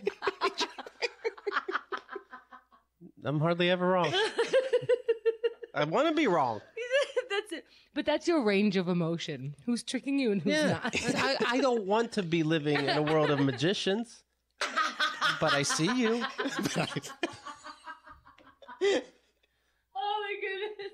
That What's was it like to be you? Pleasant once you realize what the world's up to. If I was proven wrong twice in a row in my life, then it would be a different way of living. But I'm always correct, and I'm always on to you. You really are always Right. on to me, that's for sure. And he's always correct. He's always correct. People go, Keith, you think you know everything? I take a bow. Yeah. Just open your fucking eyes. Everybody's walking around with depression. Everybody's walking around, oh, the world hates me. Yeah. Now that you know that, why is it making you sad? No, Isn't it the weirdest, like, kind of Buddhist shit? It's like the opposite of Buddha, but like completely Buddha. Yeah, in a way it is. Yeah. No, Keith, so everybody's out to get you? No, they're just out to get them. It's a very Zen way of thinking. Yeah. Everybody's out to get me, and I already know it. So what? Stephen Marley said it best. Everyone will always be who they are. Yeah. And I know who they are. Shitbirds.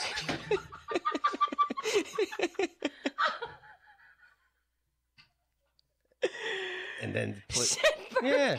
Now I'm dating a girl. She has 3 kids. These kids think they're gonna trick me. Oh, game on. Do me the favor and try. I don't want to. I don't want to be bored at home. You know what I mean? Oh, so true. You know, it's like passing a gym and going, "Oh, they think they're better than me." No, you can be them. I'm just telling you, rub your eyes. See who's around you. See who's trying to. Fascinating philosophy. It's very simple. I'm telling you, I'll be with these kids and I'll be like, "Is there any homework today?"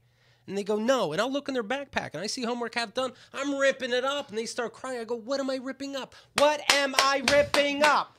You said there was no homework." How much airtime has you fake reprimanding this kid's gotten? Can you hear me now? I am mixing up general relationship memes. I also messed up that lyric. Damian Marley says people will always be who they want. Oh. Yeah. Tricksters. Yeah, tricksters. Yeah. Shitbird was a good word that really hit the radar hard this year, too. I have been using I use it shitbird. all the time. It's perfect. It's like porn. Like, when you see a shitbird, you know what it is. Yeah. You know what I mean? The shitbirds are, somebody asked me the other day, what is a shitbird? And you know what it is, but I understand for fun we'll have the conversation. You have the birds going around. Sometimes they shit, okay? But what's a shitbird? They hold it in. Then they find you. Nice car. Yeah. That's a shitbird. Yeah. I didn't know I wanted that explanation, but I'm so glad Yeah. I got it. Once you realize someone's a shitbird, you're like, go ahead and do your shitbird thing. Yeah. Oh, did you do your shitbird thing? That's interesting because I knew you were going to do that shit. That's bird. right. That's right. It's good to point out the shitbirds amongst each other so you could be ready for their bird shit on you. Well, you can see them. They're walking around bloated. They have shit inside them that they're saving. And they want a bird on you. Yes. All right, here we go. The final topic under Best Rant.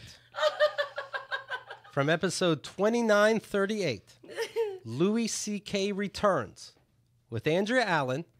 This is KATGuh on comics not knowing what to say.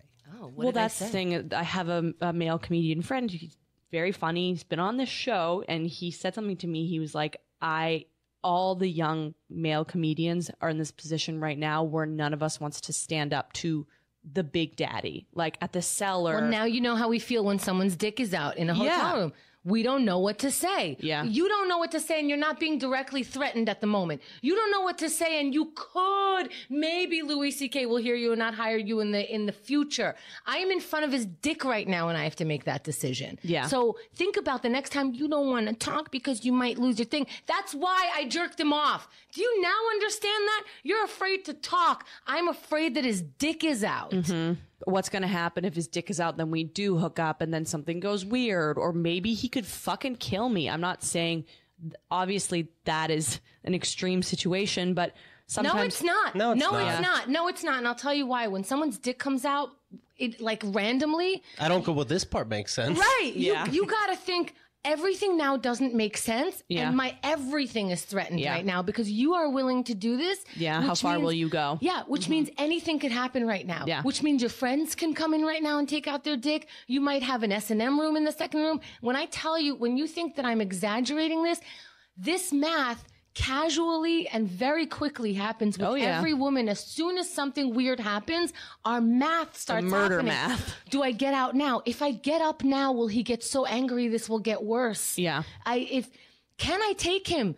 Do I have my keys on me so I can stab it? All of this is no exaggeration. It has happened to every single person that I know, where you have to make some weird fucking decision, but you're telling me that you're afraid to talk on a podcast or on stage where you could work out your shit ahead of time. You're afraid to talk then, but you want me to speak up in every moment of my life all the time? Mm-hmm. Brittle ass pussies. All right, you won't even stand up to the security guard at the door when he doesn't let you in the club. Mm-hmm. Oh, he's bigger than me. You know how much guys talk about the guy next to them is bigger than them and how much they weigh? And we don't even talk about that. You're a skinny little prissy bitch of a boy that no man would be afraid of. I'm afraid because you always have a weapon in your pants. Always. That could fuck me up so hard that, yes, it could ruin my career because my brain gets scrambled at this hero of mine who has his dick out. Your fucking hero. Picture your fucking dad taking out your his prick at dinner, and your mom goes, "Why didn't you say something?" Yeah. That's your dad. You can fucking talk to your dad. He's tried that with me. I said, put it away. You could have just said, put it away. Dad would have put it away. I'm sorry. I'll do better next time because I know there fucking will be a next time. Yeah. Right. And the mom's saying, you think I would marry somebody that wouldn't put it away if you just asked? Right. Yeah. Would I put you in that danger? I don't know. Dad had his dick out. My brain was fucking scrambled. Yeah. Man, I'm just trying to have some fun here, Chemda. Wow. I just riled me up while I was listening to that. I was like, yeah, all that. Let's light the Comedy Cellar on fire. Yeah, I'm like, good point, me. All these guys going, how come women didn't speak up while they're like, well, I don't want to talk about this and I don't want to talk about that. Fucking preface before every show. There's more guys saying, I don't want to talk about something than women. Women, we casually, motherfucking over the years brought up their rapes. What was your first time like? Ask a woman what their first time was like and you might get a fucking rape 50% of the time. And they're just sharing it because they're like, I'm sick of being in the dark. And guys are like, well, if I speak anti-Louis C.K., he might not hire me. Well, he's not hiring any of us. Yeah. He's taking his dick out. That's actually his a new good career rant. path. Good rant. Thank you. Anyway, vote with your heart. KeithandTheGirl.com/forums. Do the right thing. Women are being threatened. I don't know. No, but Keith wonders about blah, blah, blah. I feel like you're whipping votes for the one. Well, if I'm rant funny, I'm funny. from- What can I do? No, it is such a good point. And you see this, that's the side you see more on social media. You know what?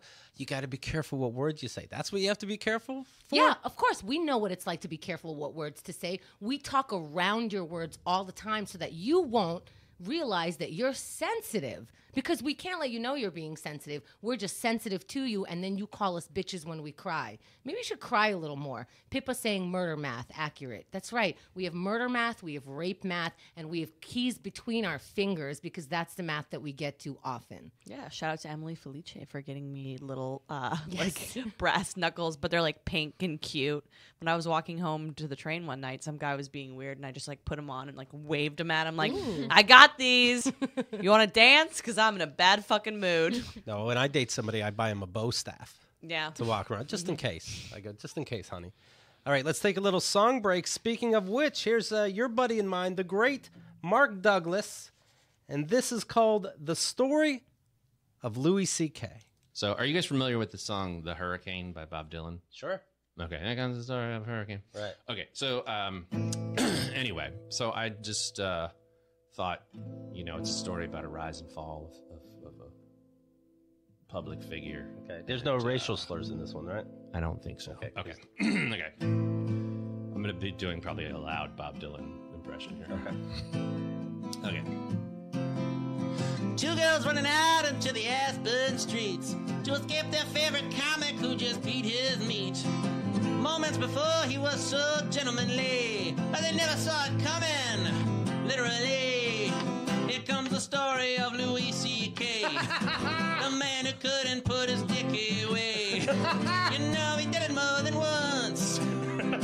Now karma's got him by the nuts. Damn, he would have been the greatest comic in the world. And then there's that little...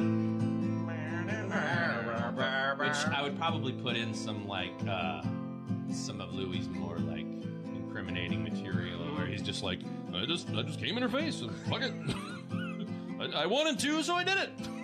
she's a bitch. Okay, something like that there. It's something most of us heard rumors of. Conveniently, we all swept it under the rug. The comedy team went public, and the truth they spoke. And to everyone's surprise, they were not Garfunkel and Oates. Then overnight, King Louis fell from the top. His creepy movie was completely dropped. He had a thing for whacking off in front of a live audience. Ain't that the definition of a stand-up comedian?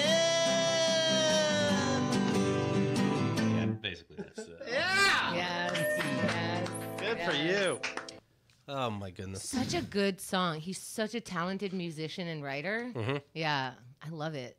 All right, here we are. We're up to best fight. Of course, come to tell people where to vote and how to say hi on social media. Okay, so go to keithandthegirl.com/forums. We have our own community there. It's been so great for over a decade. Everyone's been meeting through there and chatting, and now you can vote. keithandthegirl.com/forums. Now, if you want to win a lifetime of our VIP membership with all the stuff behind the paywall for all your life, all our life, whichever one of us outlasts each other, that's what you're getting. Use the code, the hashtag KATG Awards when you're on any social media. Hashtag KATG Awards, and let people know that you voted for them by tagging them. Let people know that you watched the show and it's a good one. It's usually the most downloaded show we have. It's like everyone joins in, and we have a party around it. So use the hashtag KATG Awards. That puts, every time you use that hashtag and send out a tweet or an Instagram or whatever, you are entered in to win a lifetime of VIP. All right, here we are. Best fight. Ladies and gentlemen, we'll begin with, we have 6 entries. A lot of fighting going on this year. From 2959, the show is called Be Aggressive 2, Pure Aggression with Andrea Allen. It came up, of course, Hemda's aggressive. Well, no woman wants to hear that word. This is titled Hemda's Aggression. Me and Keith just keep making eye contact, being like, okay, let's let her run the fucking clock out on this shit. This is literally your business partner who's known you longer than anyone in this room. I probably have known you second the most long in this room. And we both are like, this is a fact about you. And you're like, well, no, here's the evidence. All the polls say you're right. Most people who are close to me say that you're right.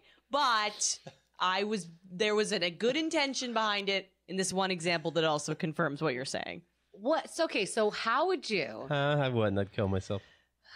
What if you do want to tell people? You sent him a letter. What are we talking about? What the fuck are we talking about? Here's the thing. Okay, and I hate to... Louis has a bit about this, and I hate to quote Louis. And it goes like it's... Can I jerk off? I'm already doing it. But it's like when multiple people tell you something about yourself, you can never be like, especially multiple people are saying like you're an asshole or where you behaved as an asshole. You can't just go, no. You know what I mean? What about when the people are emailing me, hey, these guys are wrong? And because they're brainwashed. Oh, those guys are brainwashed. Let me tell you a secret. Wait, hold on. I see these letters too, and they're all, the ones on her side are all not. I wouldn't say assertive in a negative way. Yeah. I wouldn't say aggressive in a negative way. So they don't even realize that's on our side. Yes. Right? Andrea Okay, and let me myself. ask you guys this. I would say passionate and care about people. Like how you don't know. That's a point for us. I don't understand. Final question. I doubt it. Okay. Let's say we're in public. Okay. Motherfucker. Are you worried? And a truck is coming towards you. May I yell that there's a truck behind you? Or should I just ask you how you're doing? Like that's really a fucking real example. Go on. Let's say we're out in public, us three. Yeah. Are you worried about my responses to people? No. No? No, because the thing is you play well in the landscape that we're in. Like that's what I was saying. You're from here. Aggressive is the name of the game from here. Just so you know. So you're not embarrassed by it? No, I'm not embarrassed by you, but I'm also aggressive too. I have learned to be aggressive. I also have aggressive tendencies in my own personality. Has something been uncalled for while we were around each other? Oh, I'm sure. Yeah. Oh, yeah. No. Yeah. 15 years. No, I don't think so.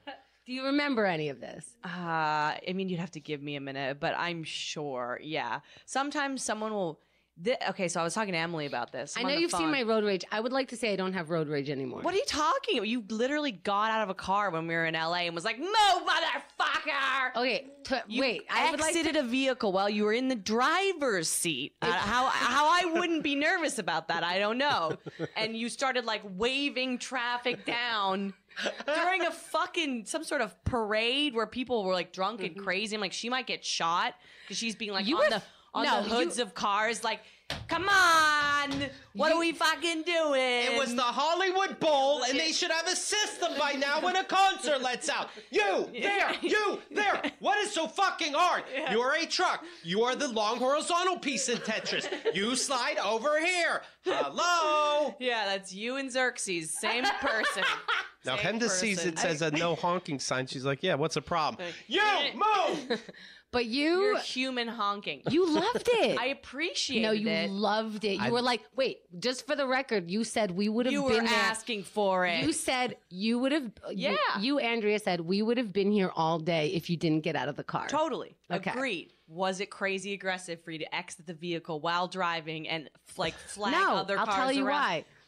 No. Right, it's No. shocking. It's shocking. You know what I like? I honestly like strangers fighting each other on the streets of New York. I like that as well. Yeah. But is it right or wrong? Am I sick? Yes. What am I doing here? I've been trapped. For the record, I'm not getting off while traffic is moving. I got out so that traffic can move. How many more of these Wow. do we do? Wow. So this one time I was shooting at people. But okay, let me explain. But Kate's been in the army, so he shot at people too. He was actually paid to shoot at people. So who's worse at shooting people? Yes. My goodness. Now, Bianca, when you hear somebody being attacked, you like to come to their defense, and Yeah. naturally, I feel like, what are we hearing here? Hemda is helpful, sounds like, in a traffic situation. You are fired. I love Bianca most of all. She B, is the aggressive. best. B-E, aggressive. B-E-A-G-G-R-E-S-S-I-V-E. Yeah. H-E-M-D-A. Hemda knows every word to that and letter. That's weird. Bianca, I stop when I have to start spelling because I'm the worst speller. Yeah, I'm not picking on you. Bianca, thank you very much for joining us today. Bianca, have I ever yelled at you or otherwise been aggressive? Or maybe Keith is more aggressive in general? Oh, wow. Give this up. How many times can you lose this before you're going to Comparing. fucking Right. give it up? Bianca, great to see you. I would never ask you that. All right, take care. Hi. He would only passive aggressively mention it. Anyway, okay, goodbye. Give it up. Yes. Passive aggressive and aggressive over here. So- Everyone's better than everybody else. Bianca's my favorite. Okay. Bianca Brady. Wait, you're starting a podcast. Yes. We didn't ask you about this. Bianca's This is very starting a exciting. You're very funny into podcast. very into crossword puzzles. Am I right? Oh, yeah, baby. And she's one of the she's the fastest person we know. I'm definitely not the fastest. What is this podcast going to be about? It's launching in a couple weeks. Everybody keep a lookout. It's called Whitey Puzzleman's Crossword Hour. And it's me with a revolving co-host, so everybody can be a co-host if they want, talking about the New York Times crossword puzzles of the week. I love it. Now, it sounds like if you don't do crossword puzzles, it sounds a little odd, like what can you possibly talk about it? But every week Bianca comes in here and tells us about crossword puzzles, and we are highly amused. You guys, I really know how to party. It's true. I can't wait to hear this. Yeah, it's going to be great. Cool. I can't wait. Can you imagine doing a crossword puzzle with Hemda? Yeah, I think I would love to do that. First, you have to pick it off the floor, right? And then you have to make sure. Okay. I'm working on a puzzle right now. It's 1,000 pieces. I've never finished a puzzle before. And Xerxes and I are doing it together. And I got to say, sometimes I'm just staring at it going like, is this possible? How many of those pieces do you think I'm going to find on the floor? That's what I'm worried about. Yeah. Yes. You don't think you lost a piece already? No. I can't say for sure, but I will see you in 1,000 pieces, which I predict will take a year. All right, Bianca, thank you very much. Thank you, everyone. All right, continuing with Best Fight. Ladies and gentlemen, from the episode is 2949, Take the Pill with Carrie Gravenson. This is Keith's medicine. So we're camping, right? And Henda, she has the sniffles. And Carrie is, brings her whole medicine chest camping, which I appreciate. Yeah. And I also have Cry Through It. Branded. I should have brought you more. Branded tissues that I've been using from her album. Yeah. This is how sick she was. She couldn't even save it. Like, oh, that's cute. I'll keep this around. She had to use them. So Carrie gives her a Dayquil, but I know that means she's not going to take it. And he got so mad. Did he not get so mad? So mad. And I figured you guys had history. I figured this had come up before because he was mad at you. He said it once as if he had said it 1,000 times. Yep. It was that level of rage. I was like, oh, I have some Dayquil. And you're like, thank you. And I was like, here's some Dayquil. And Keith snatches it out of my hands, undoes the blister pack. And he's like, take it, no! Take it out! Like as if he'd said it. And I was like, oh, there's history here. Like something's going on. And she would not take it. And I said gently, you might want to eat have like a little nosh. Oh, yeah. Then it had to be, am I eating the right thing? Meanwhile, she's picking at potatoes and all this stuff. And I'm like, all right, I'll call you if you're going to take a bunch of vitamin, because I gave you like a vitamin C and a vitamin B and I was like, you're going to take a bunch of pills, eat something. It was first thing in the morning. Yeah. So Carrie's challenging me. It's hard enough as it is. I am being a good. Uh-huh. Yeah. Well, assume there is a history there that Henda doesn't take medicine when she's sick, and don't fight me on it. But can I? So of course she gravitates to the one part she wants to hear. Like, no, yeah, apparently I have to eat a chicken. We were 5 minutes away from eating brekkies. Like, so did she take the pill 5 minutes later, or did she take it 8 hours later? I don't. Not her mother. I don't care. Guess. I do care. So don't get involved if you don't care. The only way. Look how mad he is. It's the so only funny. way. The only way I know when she took it was because you kept badgering her. Yeah, for 8 hours. For 8 hours. So. And then because I knew that the pills were out of the blister pack, I knew that I couldn't have them back. Right. I was like, well, I mean, now your fight is like wasting your pills. Right. So I'm like, is this an ego thing? Is this like a don't tell me what to do, dad kind of thing? Or who freaks you out on day 2 being so sick she could barely move? But then, you know what I did see the third day? Yeah. You were taking a nap, Mr. Sleepy Pants. Oh, I love naps. And while you were napping, this one took a Dayquil with no conversation about it. So that's how sick she had to be. No. Because nobody brought it up. She went out, she bought some, sitting there by the campfire, popped a couple. Yeah. Nobody said nuts. So that's why she did it, because no one yelled at her? Yeah, because you weren't yelling at her. That's what a baby does, isn't it, Carrie? I'll take it now because you're not telling me what to do. A baby does that. That's an independent person, doesn't want to be told what to do. Yeah. Because now it's about don't tell me how to take care of myself. Don't tell me what to do with my tent. By the way, none of this is what happened. Just so you both know. Not even close, Your Honor. Wait, you didn't take a Dayquil? This is okay. Yes. You did take a Dayquil. Yes, I did. Okay. But what's funny is, yes, Keith fucking freaks out right away, and I get it. Freaked out disproportionate to what was happening. Right away. He's just like, you better take that medicine. I'm just like, I may not. I thought he was going to hit you. Yeah, I may not. But why may not? Just tell the answer. And then the pleasant question of, and why not? Yeah. Mm-hmm. And when I start with my answer, here we go. Medicine doesn't heal you. Medicine just hides the symptoms. What semantics are we talking about here? I didn't think it's 2 pills made out of surgeons. It makes you feel better. Yeah, but it makes you feel better. How is this a discussion? It's amazing to me. It's amazing to me, ladies and gentlemen, how lucky Henda is to have me in her life. Wow, yeah. You know what's funny is after we started arguing about this again on air, there are people who start over, even though we have 3,000 episodes, they start over, and some of them go from one and on, and at the same time simultaneously listen to the most current one. Yeah. And they're like, oh shit, I'm on episode like 100 and something, and you guys are fighting about NyQuil. Yeah. The medicine debate has been going on since you knew each other. That's how stubborn she is. That's how stubborn she is. I can't believe it. But then we're both stubborn. How can I be the only stubborn one on this? Why are you always right? It's magical. Look, he has his hands out like Jesus on a cross. Take it in. Listen to your own words and take it in. Now we got to do the math and figure out why you got so lucky. I'm not getting involved. How about you in just any of enjoy this? it? You're right. Who made this pie? It's so delicious. Just eat it. Just eat it. Keith, thank you for my pie over the years. Again, you know what? I know I can't use the word, but this is definitely a maneuver. It's a device. It's a scheme. It's a ruse, and I don't like it. What do you think I'm rusing you about right now? You don't be wild. That's a synonym, too. Oh, okay. All right. Here we go. For best fight, this is from episode 2897. Please don't let me be in every best fight. You're in a lot of them, so. Oh, God. It is interesting. It is Plays of out. note, but this one isn't you. Oh, this one's you again, Keith. You were homesick because you wouldn't take medicine. Won't You Be My Neighbor with Lucy Pohl. This is called Keith, his date, and Mr. Rogers' movie. It's Mr. Rogers' Neighborhood, the documentary. That's funny too that it's a Mr. Rogers movie. Won't you be my neighbor? You're literally That asking. is so funny. Oh my Hey neighbor, God. would you slide over? Right. So almost like with a laugh that I even have to ask. Yeah. I say, do you mind moving one side or the other, and I can sit with my date?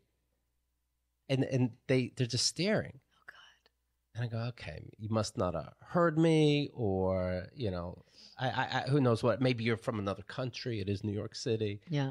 And so and I say it again. I'm like, do you mind one way or another moving down so that I can sit with my date, please? And your date's right there, like it's very obvious. She happens to be at the concession stand. Perfect. But I don't think they think I'm lying. Liar! But I appreciate you thinking every angle. He doesn't have a date. I start blowing up a He doll. wants to masturbate. This one again. This has happened to us before. Can you move over so I can put my dick beside me? These kid shows get me going. Oh no! So they look to each other and Pee Wee Herman. they mumble, but it's mumbling in English, and then they just stare back at me. Oh my God! And so I ask again. I'm like, "Do you know what I mean? Do you mind if?" I love that. You know what I mean, right? Fucking just move. You do understand. But even the "do you know what I mean?" Like, I don't put a long pause in there so it doesn't seem rude. I'm like, "Do you know what I mean? Do you mind if moving down one?" Oh my God! I wish I would have been there. And then And look at Keith's face. He's just like, I'm putting on my nice guy face, right? Like, I know I get misunderstood a lot. Like, he's so stoic usually. He puts on his eyes are open more because he knows it makes him look more endearing. I mean, I know you want to do it, but as a favor to me. Oh, it's so good. Could you move down one? And the guy says to the lady, loud enough for me to hear, I don't know, do you want to?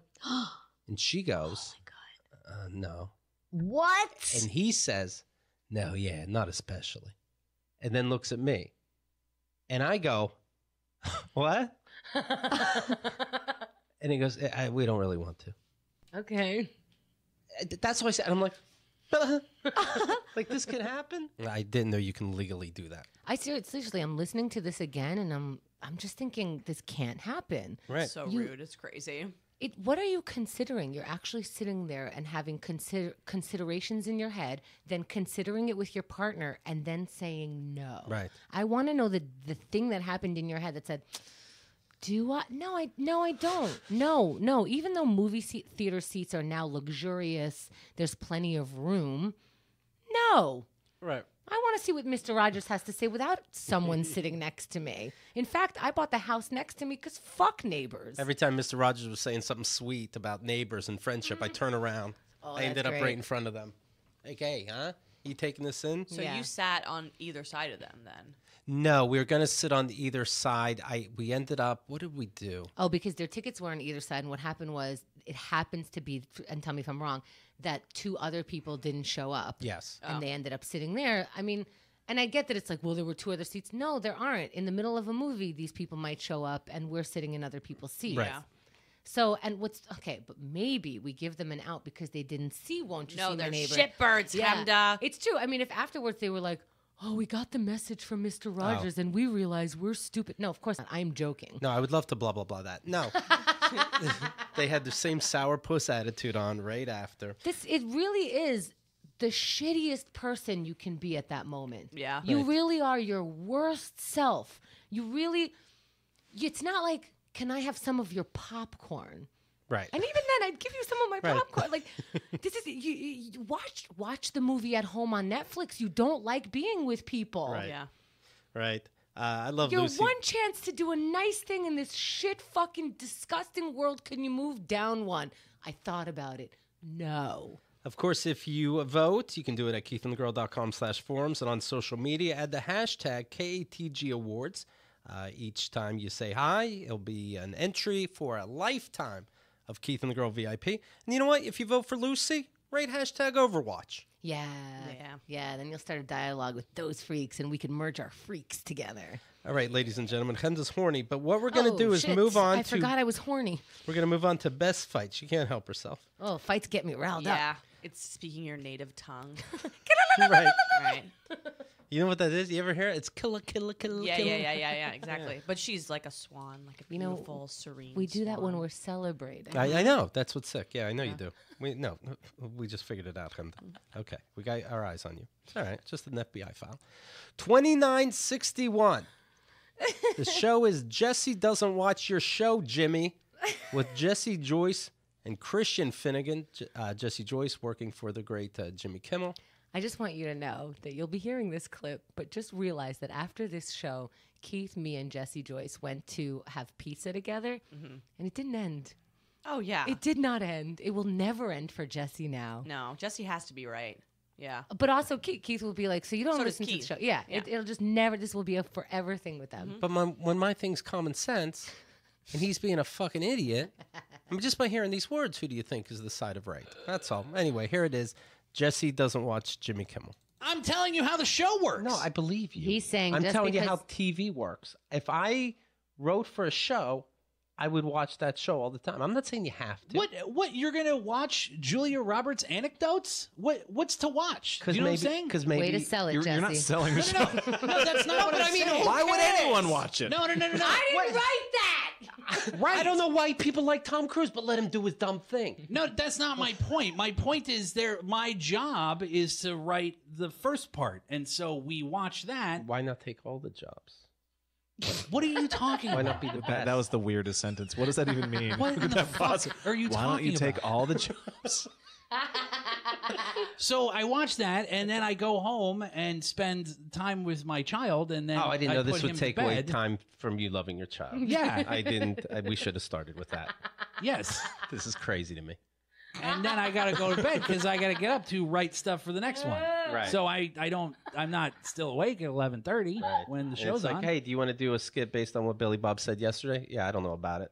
I had to Who in love the my world would child. do that? Who in the world would do that on a comedy show? Why would that even come up? Because it would require the people from watching today to have remembered a callback from a fucking thing that Billy Bob Thornton said. That Yeah. would never happen. Never happened in all of TV. No way he could play a 2-second clip. This happened yesterday. If it did, it would be in the morning rundown. Hey, this You'd thing write it happened down. yesterday. That somebody else wrote. Then who You wrote? are- Johnny, who's watching more than you. I'm What are telling you talking about? You're losing your job if you don't watch this fucking show. You have guys battling. no idea how this works. I'm sure it's fucking mind blowing. Yeah, I didn't go to school for it like you. I bet I'm close. I'm acting like Jimmy Kimmel's writing into the show. Tell him he's gonna lose his fucking job. He kept going on this, Jesse, and he's going. I say, why don't you just be backstage and watch the rest of the show? And he goes, there is no backstage. As if I would show up to work and just keep walking into a wall because I didn't realize there's wings and not a backstage. Oh, Jesse. Oh boy. It's This is what Keith and his friends fight about. Best fight. I mean, when you have the answers, though, what do you do? I think that's it's a tough life. Yeah. I think that's the theme. All right. Also, from show 2897, Won't You Be My Neighbor with Lucy Pohl, Keith versus the Locksmith. Oh, by the way, this Lucy Pohl clip and the other one are both. Henrik put it on YouTube. By the way, our YouTube page run by Henrik right now. God bless his awesome fucking edits. Yeah, it's so great. amazing. So he adds like pictures and stuff into this. So if you love this clip, which you're going to, definitely check out our YouTube page. Yeah, it was the same day. I locked myself out when we went to the Mr. Rogers movie. And then I come back and I have to deal with this locksmith, and they know they own you, right? So eventually somebody else does come, and I'll tell you, guess what the end up is? Right away, he goes, okay, I'm here, touches the lock as if that, touches the doorknob with one finger real quick, as if that just told his brain something. He goes, okay, $175. See? I knew it. How do you want to pay? And I go, is that, and I laugh. This is how I get when I can't believe, I'm like, oh, okay. Is that the and up? Yeah. Because $175. I'm like, yeah, it's $35 and up. That's the end up? Like, this is happening? Yeah. And he goes, well, $50 and up. And I go, what? And he goes, well, there was the $15 and the $35. And I'm like, okay. So and up is $175. He goes, yeah. How do you want to pay? Credit card or cash? I go, yeah, I can't do that. Yeah. And he couldn't believe it because he knows he has me over a barrel. I'm like, I'm not going to pay it. And I go, and you're staring like you think I'm bluffing, but sorry, I don't have it. And he goes, what? And He's good. right, he's right. He's leaning against the wall, like, no, this works. I steer you down. Yeah. But that's not how I work. And I understand that he gets away with this because when you're locked out of your house, and he knows it's been hours, if he doesn't know it's been a day already, he knows I just want to get in my house. And the more I sweat in this hot summer sun, the more I'm willing to pay you anything. Right. Not me. Grind you down. The longer you make me wait, and the more you try to dicker, the more I'm ready to die. I love that. That's great. I'll be homeless now. And if you try to get me to pay more, I will literally out of principle never be in my house. But I just moved. He went Right. crazy after that. That blew his mind. He could have. Yeah. He's now like in a corner, rocking back and forth. The guy didn't say yes to my hand up. So he's texting, supposedly somebody. Yeah. And he's like, I can see. And I'm like, I appreciate what you're doing. I can give you $60 cash. I think that's fair. And, And he says, not really saying anything because. And then did you go, okay, 50? Right. Yeah, exactly. But I'm thinking that, I'm like, and he might have gotten 70, 75, but because he's playing the stupid game of waiting me out, I'm like, now I can't go higher than 60, no matter what. That's what I'm thinking. Not even tax. Nothing. Right. He said that. He goes, okay, and then how much with the service charge and tax? And I'm like, 60 total. 60 the trip, 60 any words you're going to make up. It's 60. What 60 if you take your clothes off. 60. Now, right now, I'm just going to be upset for 10 more minutes before I call another person, so you can stand there if you want to. Mm-hmm. And so finally he goes, okay, 60. Oh, he even takes the time to walk out. Like I have this little hallway, and inside the very front door was open. So he walks out like he's going to leave the whole building. I'm like, you don't know me. And then he goes, okay, I can do it for 60 if you have cash, but you can't tell the company that I'm doing it. Yeah, right. Oh my God. So I go, okay, I don't give a shit. What do I care? And then he demands the money ahead of time, which I give him. And then he unlocks the door, which, by the way, is when you're saying $175, do you know what they do? They take a key about the size of the key that you normally have, and they pound it in and then open your door. It's nothing you see in Mission Impossible, okay? He doesn't have to, make a 3D. Wow. Well, you must have felt so good after that. It did. It felt good just to be in, and I'm like, okay, I went and saw my landlord for a couple of days. Dealing with this asshole's worth $30 a day, that kind of math. Yeah. But I was like, fuck off. That's Fuck great. you. That's great. That's great. Man, good riddance. I was pleased that I happened to not live with a woman at the time. There's no woman I can imagine that I've ever dated that would be like, let's ride this out like assholes. Are you sure not me?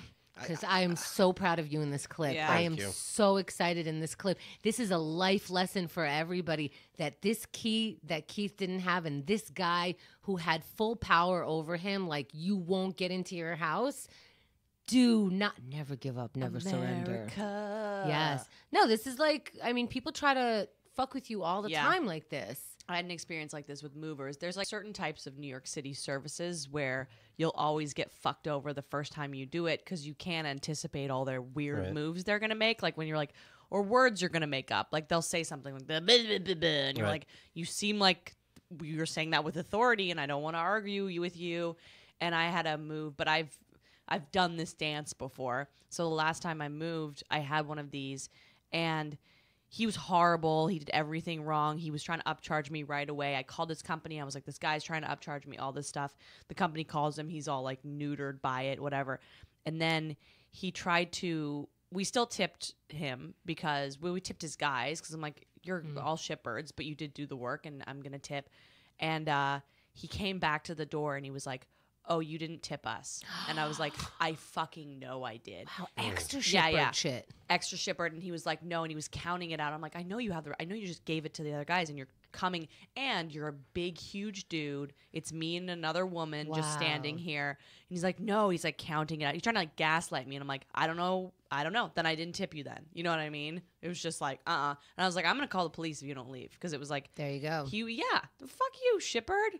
Can I tell you something you said about, extra shitbird? It's not extra with them. They have all this shit in them, and you're just going to keep getting this shit until you cage them. Right. You're right. You're Mhm. right. And this is, I mean, really, this is the biggest deal about authority is question if they are authority at all. Because somebody is used to pretending like they're authority, they create an authoritative figure of themselves. So just because somebody has a clipboard or, you know, a Right. special kind of robe Oh, or your dresser scratched the fucking I don't know thing. Okay, I'm so sure it did. yeah, do to them what they're doing to you and play chicken with who feels uncomfortable first. Yeah. Do not feel uncomfortable. Believe me, it'll be over in a minute and they're just as uncomfortable. Yeah, we stared at each other for a long time. It's adult bullying. It was great, and I was like, "Call the company then, or I'll call the cops." Yeah. Your move, motherfucker. Here we go. Final entry under Best Fight from episode 2837, The Charger, with Andrea Allen and Emily Lubin. This is the toothbrush fur coat charger debate, which began when I said, oh, this woman left a toothbrush at my house, but didn't say anything. Is that odd? Then it led to a fur coat, led to leaving a charger behind, talking about does Keith stand up and say what he wants in a relationship in the first place? Okay, so Andrea played for Emily, the latest show, which was about a woman about a week ago left a toothbrush at my house without saying. And then on the way out the other day, she asked to leave her fur coat that she brought over that night. Okay? Your Honor, this is correct. So I said, I think this is of note. It's weird to leave something at somebody's house without letting them know, for them just to find it, and which was the case with the toothbrush, absolutely. Now- Andrea said, you're having sex with somebody, grow up, they should be able to move in if they want. That's not what I said. This is fucking classic Mally. He goes, "This is what you said. This is what you're hearing." This is what I said. Go ahead. I said the toothbrush. I said leaving things. Sure, that's a thing. She brought it up. You joked it away. You had an opportunity to address it, and you said, "You know what you did," like a fucking weirdo. And she thought, "Okay, everything's cool." And now she's leaving stuff again because the precedent has been set that you were just jokey about it. You're casual about it. So now, I don't know if you have my whole point is you have to bring it up. That's all. Instead of talking to all your friends like she's a crazy bitch, you just have to bring it up. Right. And I'm saying what you're hearing is as if... Don't tell me what I'm hearing! Is as if we're dating and I'm telling you Oh, yeah, because she you're wears crazy. fur coats and she leaves stuff, and you can't tell the difference, Andrea, because you're crazy. That's I'm not exact- crazy! that- I'm not crazy! You're crazy! I won the poll! Sounds a little aggressive, but... I'm not crazy! You're crazy! Oh, boy. This woman disappointed me so much. I laid down on the middle of the road and got run over by a truck for this woman. In the name of women not being treated like little fucking babies, and then she tried to break into your house. Great. Well, we'll save that for best relationship catastrophe. But for now... Oh my God, what a year. I'm just remembering Yeah. this. I was like, she is an independent woman, and she broke into your house. Okay, this is who I'm behind. This is what you make me look like. It has been a long year, right? I've been in love 4 times, Yeah. if you recall. All right, most ridiculous moment. First up, we have from episode 2996, Eye Sex with Leland Long. Oh, this is exciting. Listen, it is exciting. And when you get excited, you need to go to the store sometimes. So there's this USB one. I'm like, oh my God, I'm never going to run out of power. Yeah. This is so exciting. Buy it. Okay. What I realized is as soon as you plug it in, it starts buzzing. There's no on and off switch. There's no... So it's buzzing plugged into your computer? Yeah, as soon as it plugs So in. you just have to like straddle your laptop between your legs. It does it. There's no like, not only is there not an on off switch, there's not the usual thing that comes with the egg is it has low mode and you can like slowly wheel it into high mode.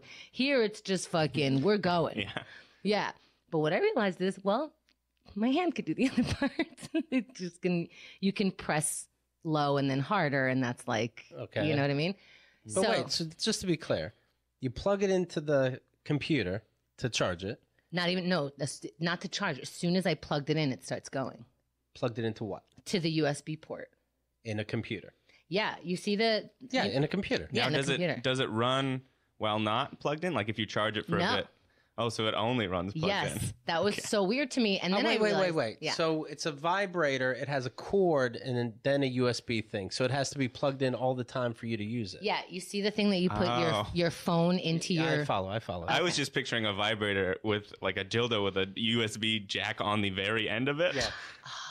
So it like stuck out of the laptop like a horn. That's funny, and I just jam my laptop yeah, into that's what me. I was thinking. I thought the same thing Leland was thinking, and I've seen this happen in Starbucks. I think people are doing that. It's weird. It didn't occur to me what you guys could have been thinking. But there's a cord, so that makes more sense. You can bring the vibrator to you, not you to the vibrator. How long is the cord? Like 4 feet? However long a charger cord is, and a little more. It's like a comfortable. I can be free to move around. That's what the box says, Yeah. and a little more. So to vote for that one, it's called Chemda's iSex. It's under the category Most Ridiculous Moment, but we have plenty to go. Make sure you vote at keithandthegirl.com/forums. And by the way, the iSex thing. Go on. She giggles like a girl, right? Andrea already knows what I'm going to say. Okay, so Andrea had her birthday party at my place on New Year's Eve this year. And I've been sleeping on my couch because I have a loft bed and I can't climb up there with this leg. And before everybody came, I hid my vibrator behind a pillow. And then I was like, okay, people are coming. You know, Andrea came to set up. Yeah, and so I was like, I got to remember to move my vibrator so she doesn't have to, whatever. At the end of the party, I was like, did I ever move my vibrator? No, I did not. Nope. No, I did not. It was behind that pillow the whole night. I'm not sure if anyone moved the pillow. No, we and said how saw it. packed this party was. Nobody moved a pillow. And then what? And then they just put it back down? What should they have done? No, believe me, this iSex is all over the internet. You left the iSex box out too. I don't know if I you know did? that. Yeah, it's still Okay. out in your apartment. It's out of my apartment now, but Yeah. I thought I put it away for the party. I don't know Oh, why no. I'm keeping it. You imagine me getting ready for the party just with like a big plastic bin, just throwing your sex toys in. I Right. sex this dildo, all 17 lotions, the tissue. This has not given me service. You have. People are listening. You've given me great service, but I got to throw you out. We had a whole category called Most Chemda the Slob Moment, but she doesn't know if she left a box for a dildo I out. can't even imagine I would do that. Are you sure? Are you sure I did? Free as a bird. All right, A here we go. shipbird. Up next. You are a shipper. I do giggle a lot, but you know what? It's so much fun. I enjoy it. I laugh at my own jokes at home sometimes while texting people. It's so hilarious. So the LOL is real when they it's- send it. Sometimes I'm literally on the ground laughing. All right. Fair. Wow. Great life.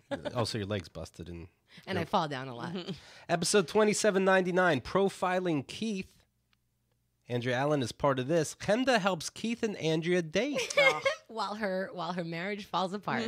Now keep in mind, we don't know Yeah. that Chemda's a fucking liar.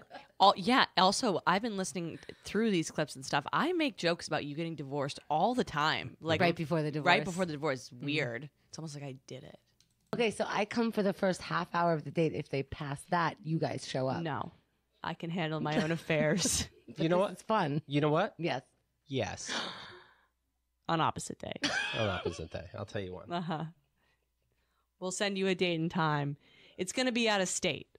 Yeah. Because we like to keep dates adventurous. So I'll tell you what. If there's another Twitter accident that says a missile is coming down to New York City, Okay. even then not. Oh. Just trying to give you perspective on how, of course, this will never happen. So far, this is fun, and I can see why dating is fun. Yeah. is it?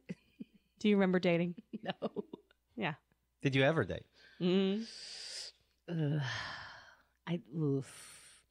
Officially. Have you been in a date in over 20 years?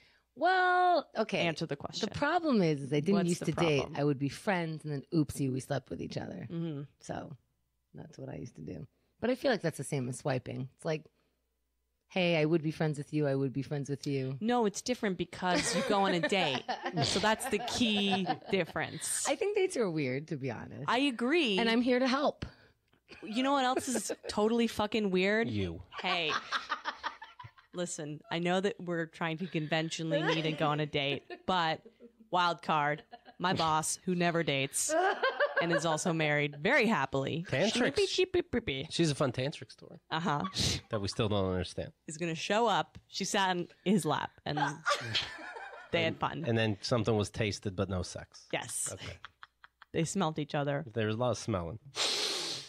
Next thing you know, an hour passed. Sure. Without all being said, 2 feral dogs. please meet this woman named Hemda, which totally sounds made up. Hello? Hello? And then take me seriously. Wait, no. 3 question marks. Hello? I'm not catfishing you. Like I said, that sounds fun. Mm-hmm. I think this is a service that I can provide. Just keep that in mind. Nobody. Kickstarter level, Hemda never does this. Pay $7,000 to prevent Hemda from ever doing this. I make good conversation. I know you do. So I can do that. That's my Tinder profile. That's great. You're going to do great. Why don't you and Hennessy break up so that you can join this fun world? Well, Hemda finally listened. Oh, now we actually were still together during this. Okay. Yeah. But obviously, I was thinking, hey, what's it like to date? And I started living vicariously through you guys a big lot. time. Yeah. So you'll hear back the episodes, and I'm like, what's that like? But I can't ask you in a direct way, so I'll just come on your dates. If I would do this in a fake way, and I'm asking for a friend that is me. Yes, it was such a asking for a friend situation. Yeah. And you guys mentioned the tantric thing. Motherfuck, we were trying. Yeah, really trying to pull out the stops. What if we do this weird unconventional thing? It won't mean that you cheated on me. How about we do this thing? Distract from this horrible pattern. Yes. All right, I'm sorry, bro. Yeah. Oh, it's so weird to think about like an announcement and then people being 1 year from that episode. Oh, you know what I mean? Yeah. Like the year leading up to something completely different because you realize something in your life and you keep recording everything that you think about. Yeah. Yeah. All right, up next. This will be on me a little bit, Hemda. Episode 2890, Enterprising Young Women. Oh, boy. With Calvin Cato. Keith defends steak microwaving. To the death. Look, I didn't say I just did this No, yesterday. just play the clip. Play the clip. No. Peak hot mess. I stayed in a hotel room that didn't have a microwave, so I blow dried a sandwich to heat it up to eat. Now, people like him to laugh at this. I don't know. I think this is a great idea. I don't know why it's a bad idea. You can't. What are you supposed to do? Go out and buy a microwave? No, because not supposed to enjoy life. I'll tell you why it's a bad idea. Because if you're in a hotel that has a blow dryer, you're in a hotel that has an iron. You should have ironed it. But that would have been rude. I'm not going to wash the iron. I'm not doing extra work. No, I think it's a great idea. Kenda makes fun of me because I lived out of a hotel for a minute. Hostel. Out of both, but she loves to correct everything. That's what's fun about doing a show with her for 13 years. So anyway, believe me when I say I lived in a hotel. So I still wanted to enjoy a steak every now and again. So there's no stove, of course, so I'd microwave a steak. Why is How did you not catch parasites from that? Why is he saying it like you're going to be on his side? Yeah, I mean, I love you on many things, but you can't microwave a steak. Of course you can. So you put it in the microwave. 27 minutes later, you take it out. No. So wouldn't it have overheated the microwave? You think the microwave can handle it. It goes up to 9999. Okay? Now, if the peak of your adventure is a blow dryer, then that's what it is. Okay, how old are you? 34. Okay, you're not ready. How old is ready to microwave a steak? No, I was in my 20s. That's weird. But I knew I wasn't going to deprive myself. No, you have to feel like a human being once in a goddamn while. And I'll that's tell you not what, the way to do it. Now, don't you dare critique this if you've ever ordered a well-done steak at a restaurant, okay? I hope you win this category just to know how fucking crazy you sound. I don't want to live because society doesn't allow me to. It wasn't even. I don't want to live, and so I'll microwave a steak. I remember being a child and hearing that you microwaved a steak and being like, "Oh, that's wrong." I'm 12 and I know that. Still defending it. Never do it. He's how old are you? 45? I think it's about you use the language you use around this is like I will not deprive myself. Yes. It's very like I am living in squalor and I have this one thing. Yep. And it is microwaving a steak, and I guess we're all shitbirds for it. You know, you got to have your one thing. You got movies and microwaving steaks, and you know, fascinating, right? Your life. Yeah. Well, speaking of which, let's continue most ridiculous moment. 2870, mentally problem people with Mike Kaplan and Jessica Watkins. This clip is also on YouTube. It was so hilarious, and Henrik added like a whole bunch of pictures and associations to what they were saying. Keith reviews the Star Wars Solo poker scenes.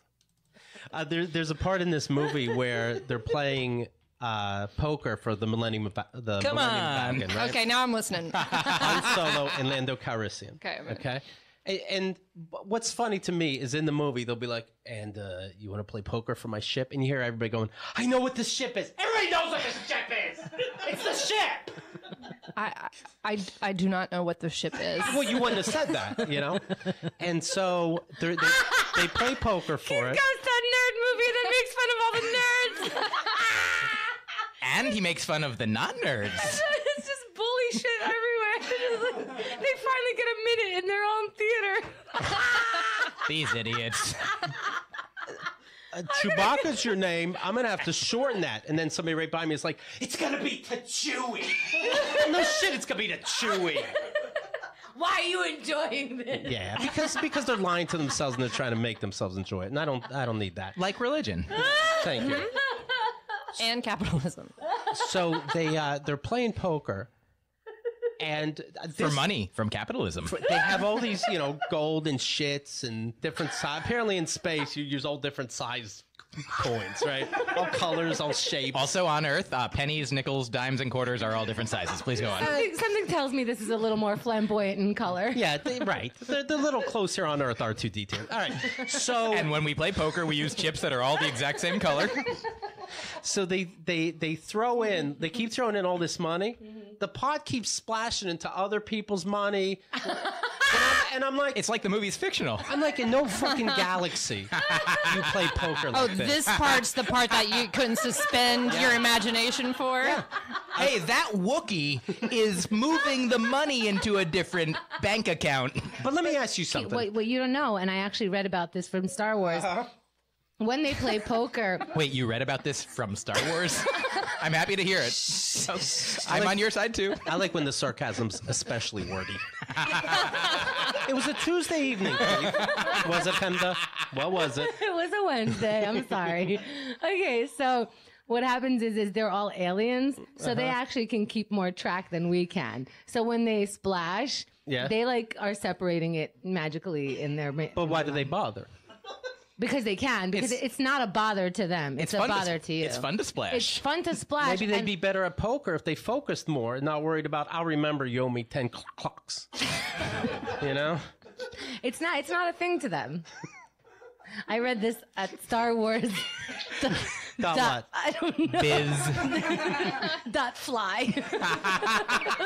But what it is, and I understand you're laughing at me, that's the problem you had with space poker. Does that mean everybody in this room can just love everything? And what is that like? That nothing is real, you just love it all. When a movie's good, let me ask you something. That's what I've been trying to tell you. When a movie is great, like a Shawshank or a Jurassic Park, when these movies are fantastic, yes, do you enjoy them more and almost die?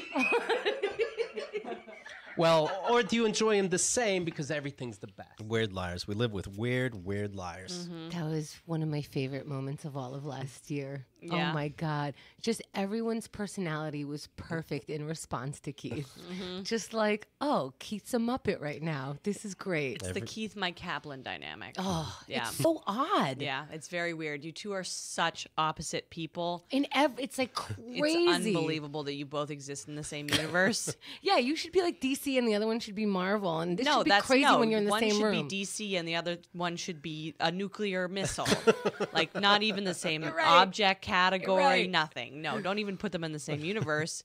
But yet they come together. And somehow they're both speaking English, right? Yeah. Because we understand them. And you would think Mike would be upset because you're calling him a fucking goofy who gives a shit, but he loves it. He'll never care. Yeah, he'll never and care. you'll never care because Mike will be like, we can all love each other. And Keith will go, fascinating. Yeah, that's fascinating stuff. You learned that on acid? On an ayahuasca trip. Yeah, you couldn't relate to anybody for 8 hours. You learned we can like things. You're like the crazy people on the far left and the far right in that you actually might be the same person. But also, they're nice. They're fine. They're what I mean? They like each other. Like normally, far left and far right, you can like see them seething, and they're both just goofing along. Just at the end of every sentence, you can hear like, okay. Right. I'm like, whatever. He's like, beep, boop, beep, boop. And I'm like, That all right. must be what you're hearing. Please. Like you heard, so I thought there was a computer malfunction when I played that clip every time he spoke out his speaker box. Here we go. Continuing Most Ridiculous Moment, episode 2839. Gilbert with Gilbert Gottfried. Gilbert reenacts World War II. You went to this space where people were reenacting wars. I don't understand these people. I try so hard to understand these people. I don't want to, if that's You your don't want fun. a reenactment shame. Right, sure. But if that's your fun, that's your fun. But in my head, I'm like, no actual, like, sure, play cops and robbers and like make it up, play war. But to reenact where we go in or they come into a country and we hate the people that look like this and act like this and we destroy them. Let's put on that outfit and recreate that. Yeah, it was it was in Chicago. It was at this resort hotel they had me at. And an entire floor was war from way back from the 1200s. They got to pick. Yeah. All different outfits. They were all in elaborate outfits.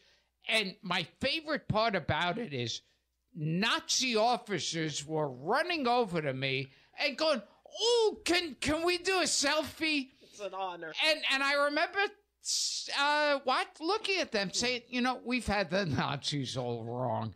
They're really a swell group of guys who's just gotten some bad press. And I like the one guy who obviously wanted to come up to you and you have such a good sense of humor about this. You're laughing in their face because it's so ridiculous. You're laughing at this guy. He obviously wants to approach you and say something nice to you. And he goes, I'm kind of like a little kid. He's looking at his feet. He goes, well, now I'm kind of embarrassed by my outfit. Right. I just realized I'm a Nazi. Well, and I said to him, "No, it's pressed. It fits well. Yeah, why would you be upset? Clean. You should be proud. The swastika is shiny still." But what I enjoyed is that you see this. Just to be clear, you're in this hotel room. They rent out some conference space. They have this little museum and reenactment. When it gets crazy is when they go, "Oh, Gilbert, you're here doing a show." They go across the street to see Gilbert's show in the same outfit, sipping a Mai Tai in the back row. What the fuck? It was like a scene out of Cabaret. Yeah. And then, oh my God. And then they take a group shot with a bunch of Nazis and I think other war reenactors. And just when they go, all right, it's as if you have beautiful timing. He hears the click, raises his hand in the air. In a Sieg Heil. Yes, and click, that's when the photo gets taken. And the funny part about it is, even the Nazi officers had too much taste to throw a Sieg Heil at I guess it's him. How come he could say the N-word, but I can't? Yeah, exactly.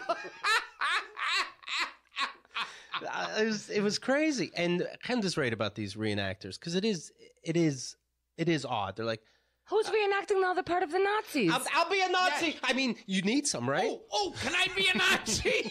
Yeah, can I be the one with the striped outfit and the numbers on my arm? Can I have a reason to hate the Jews? What's my motivation? I'm kidding. I know. We all know. Then at one of the shows, Gilbert's talking to one of the Nazis. His Nazi friend is outside waiting for his buddy to come down with a baton and tapping it on his hand, just bored, as if he's pacing. What? It was so natural to him. It was so natural. He wishes. And in the documentary, that Nazi officer wants to talk to me, says, I got a joke for you. Yeah. Michael Jackson. I thought, this is in outer space now. And it's a terrible joke. And so how did Michael Jackson get caught? He had crayon on his collar. I don't. Yeah. What is that? Because oh my god. But so what? They don't put the crayon on their lips. Yeah. And so Gilbert says, it's not the worst thing Nazis did. A terrible Michael Jackson joke. Okay. and Gilbert does his Sieg Heil joke that couldn't be the first thing Hitler came up with. Yeah. He had to have other ideas like, we are the master race. Ta-da! All right, shoe hands, jazz hands, that doesn't work. What else we got? I lost the crowd with that one. Damn. How do you date a reenactor like that? And I'm not talking about a professor that's going over history. I'm talking about one of these jagoffs that they wore the outfit to the comedy club. To the comedy club all day long when they stood and told Gilbert a joke, the one guy telling the Michael Jackson joke. Now keep in mind, it's not a hidden camera. Right. Gilbert said, hey, we're going to put you in a documentary, but yes, if you want to tell me a filthy joke, go ahead. And he tells his Michael Jackson joke in the Nazi outfit, standing at the at ease position, the position where you put your hands behind your back and your hands are touching. Like a soldier. Like a soldier. But to me, that wasn't even as horrifying as, at least at the convention, there's a context to this where you're amongst your own. There's a quote reason. You went to the comedy club across the street and were perfectly comfortable in that outfit.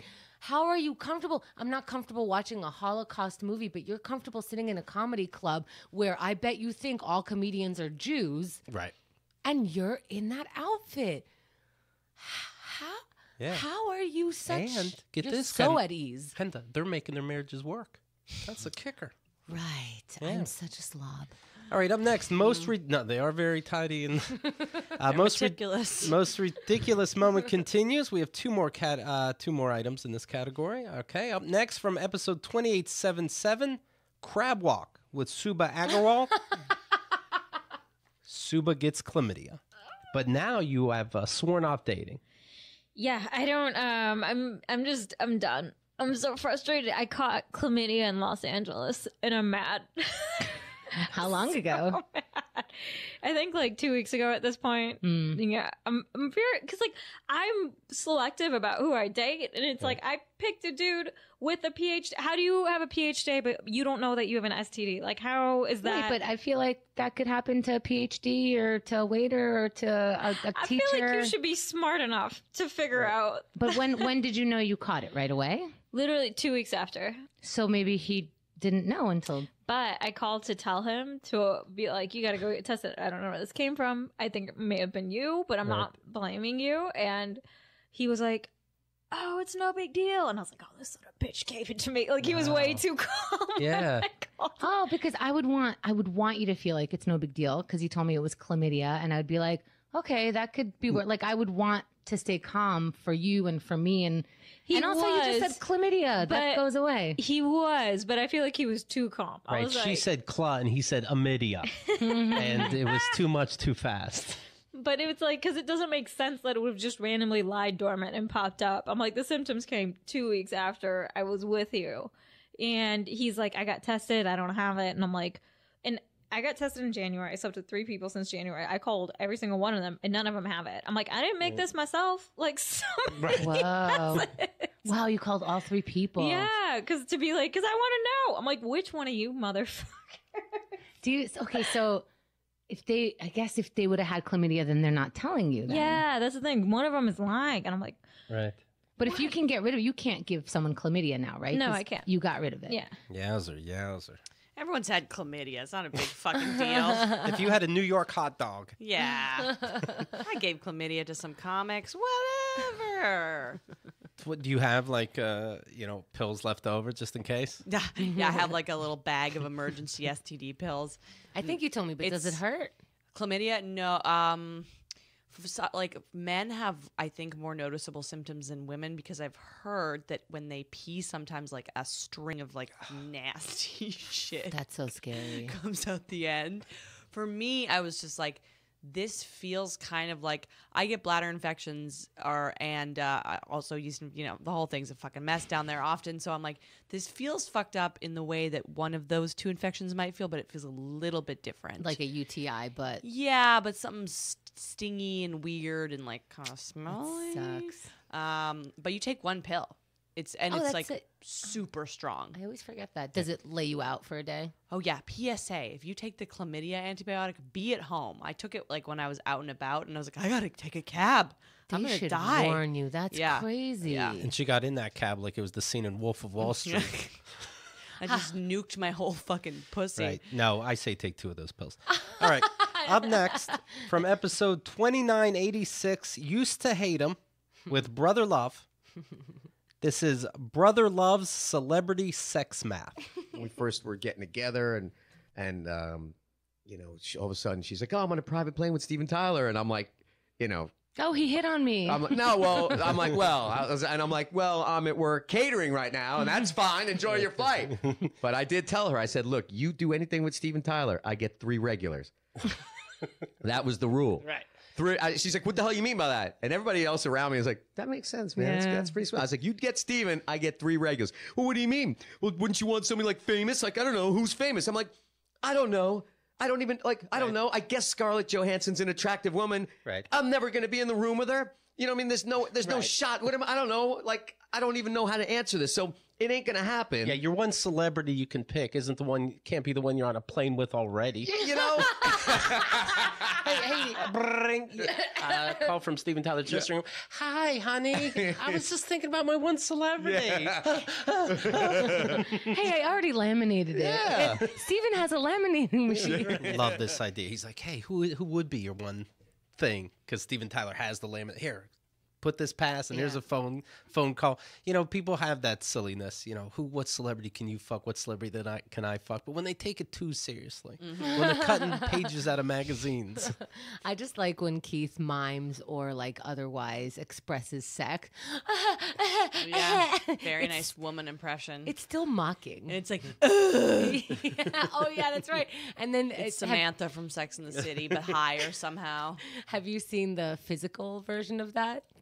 Can you mime Keith's miming having sex? Because it's the same every time, and I can do it. Yeah, it's a little more huggy. Yeah, he's bouncing someone. It's like he's burping a baby, but it's a woman. But more aggressive. Yeah. Yeah. Yeah, you guys get it. I see what you get into.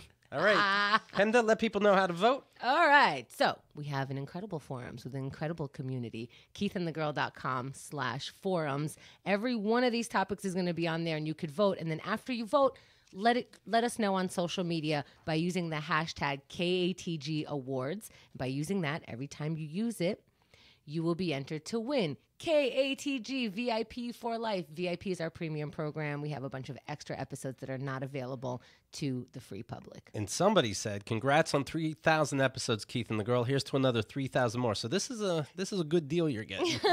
All right. Okay, here we go. Best relationship catastrophe. Ooh, what a year we've had. And we're going to begin with Toothbrush Gate. Oh, boy. Oh, this was a series, right? Like a month or two of Toothbrush Gate. Yeah, so the woman says, you know what? Okay, we're going to break up. You think I'm being too much? Let's just at least meet in person and talk about it. Which I guess I understand. I was in your body. But at the same time, I think, for what? But I go, you know what? Let's do it. This is Toothbrushes Break-In. We get to the subway. She goes, I don't really want the subway. Maybe I'll take a cab. Maybe I'll come back to your place and wait for a cab. And I'm like, well, it's just funny you said that in this spot because literally this is a cab spot and there's 7 behind you right now. She goes, it's so late though. Like, what? Like you've come to my house later, right? You know, you've showed up later. It's not that late. And I go, nah, we can't. She goes, okay. And then go for a hug goodbye, and her hand is up the back of my shirt. And I go, okay, can't do this, but don't you kind of want to? And I'm like, okay, I can't. And so I say goodbye. I start walking away. I look back, and she's still hanging there. I just want to point out, she sounds like drunk me. This to me, this sounds very, very scary. And the only reason why it's not actually scaring me is because the sex genders are reversed. Yeah, the sex is reversed, and because if a dude was clearly trying those manipulations, I would actually be fearful because we're so close to my house, and you keep trying to manipulate, trying to get in there for sex. So I start walking back. Oh, the story's not over? And then I hear a whistle, you know. And so you're walking towards your place? Walking towards my place. Because she said, how about we walk around for one more block? Oh, Jesus. And I go, I know that means the block the other way to my house, a block away, right? So I say, no, I can't. And I start walking away. And she's like, okay, goodbye. And then about halfway through the block, I hear a whistle.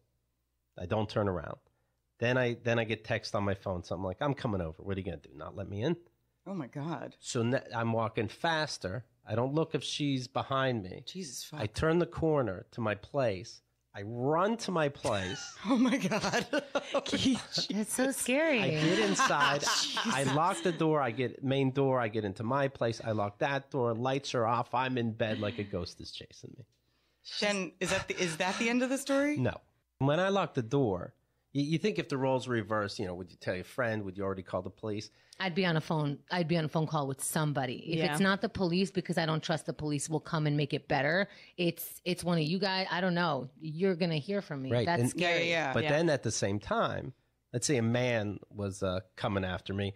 A man probably can't buzz other people's doors and try to get into my place, right? But a woman easily can. Right. I think this woman can find a way to get to the back of my house Sure. through my screen door or something, Oh, good tip. Yeah. Thanks for that. Well, it's a trick. It's not a She's screen door. listening It's now. a giant window, Carrie. Come on. So anyway, I'm in bed and I'm like, I'm breathing heavy, and then I hear, bzzz, Holy shit. That's so scary. and then about 15 minutes later, bzzz, Holy shit. I I have don't my- like the story At anymore. this point, I have my phone completely off, and Like then- as if your phone can get you. right, and then at 4 a.m., I don't want her to see I'm there. We use WhatsApp so you can see when the other person's there. Yes. I don't want her to see what's there. I don't want it to ding, and she's on the other side of the door somehow because a guy let a woman in. And then at like 4, this is around midnight. About 4 in the morning, I check my phone, and it seemed about half hour later. It was, I'm in a cab. I'm not really stalking you. Okay, good night. There's so many ways nowadays for somebody to know where you're at, what you're doing. I got to turn. I have to do a circuit breaker in my house and everything. How does it feel listening back to this? It makes me feel, boy, Carrie, for being a storyteller, you sure wanted that story to end. Is this the end? That's because for me, I'm just like, wow, I think if that happened to me, I wouldn't be able to sleep in my apartment that night unless someone came over. Sure. Or I would have to leave. But the reason why she's like, it's not over, it's because this woman keeps topping herself. I went to bat for you, bitch. God damn it. I was like, women aren't crazy, you're crazy. And then here we are. All right, up next. Pippa was saying the Ugh. visual of Keith running as soon as he hit the corner. It's so stupid. I'm 44. It's so stupid. That I think I started laughing in the same way as I did on that clip when we were listening to it again. Just Right. the image of you running down the street. Have you done that before, men and women, where you're like, I got to turn off all my stuff? I've been followed and I've started running but then he ran after me. So. Oh, that's even scarier. Yeah. And I was like, but part of me started running because I'm like, I think I should start running now. This Merritt's running. And then I looked back and he was running and I was like, oh, shit. I've been in my own house, lights off, tiptoe to the bathroom just in case. So scary. All right, up next. Best relationship catastrophe. I know you're itching for it. From episode 2880, #We2. Oh, I don't want to hear this one. With Casey James Salengo, Hemda announces her divorce. I saw our own Hemda writing on our forums. Ah, what'd you write? I use the forums, it's Yeah. available to me. How about that? She wrote, so sad is the topic. Sad news. Sad news. And so I read it, and I'm like, maybe I should know this. Yeah, probably. Right? I'm not sure how to bring this up, so I thought I'd start here on the forums. My stomach is turning as I write this. Baby Butt and I are separated. I haven't brought it up on the show because I'm not ready to talk about it yet, so it feels weird to bring up, but it's also hard to be in the dark about this. So, to always be, you're lying, basically, right? One way or another. I know I've done that. I figure I put this here for a minute, take baby steps, and keep coming out with this. And I was shocked. This is how I told Keith, by the way. Oh, Yeah. Wow. Yeah. This is wild. I'm like, hey, can you check for grammar errors on this? Because I'm about to hit send on Oh this. my God. I see, I'm watching him read it and I see where he got to separated. His eyes were like, huh. Oh, and then wow. he went back to normal real quick. Like, don't make it weird. I was a professional. I should get an award for that. I remember that. So you guys were in this room and, I was like, how do I tell Keith? Oh, I give him a project. Here, Keith, you like grammar. Mm-hmm. But in a big way, I felt like you guys already knew already. No one ever knows. I had a sense since I was involved with it before Yes. it ended. But, was I the first person to know? I thought you were because you were the first person I told. But Xerxes already knew because when I realized the actual date, I realized I remembered Hennessy went to his place first. So, All right. Well, here's the thing, Hemda. You decided to do all this in 1 year, so your votes might cancel out other votes. This is from episode 2998. Hemda talks about therapy. You know, like... oh, no.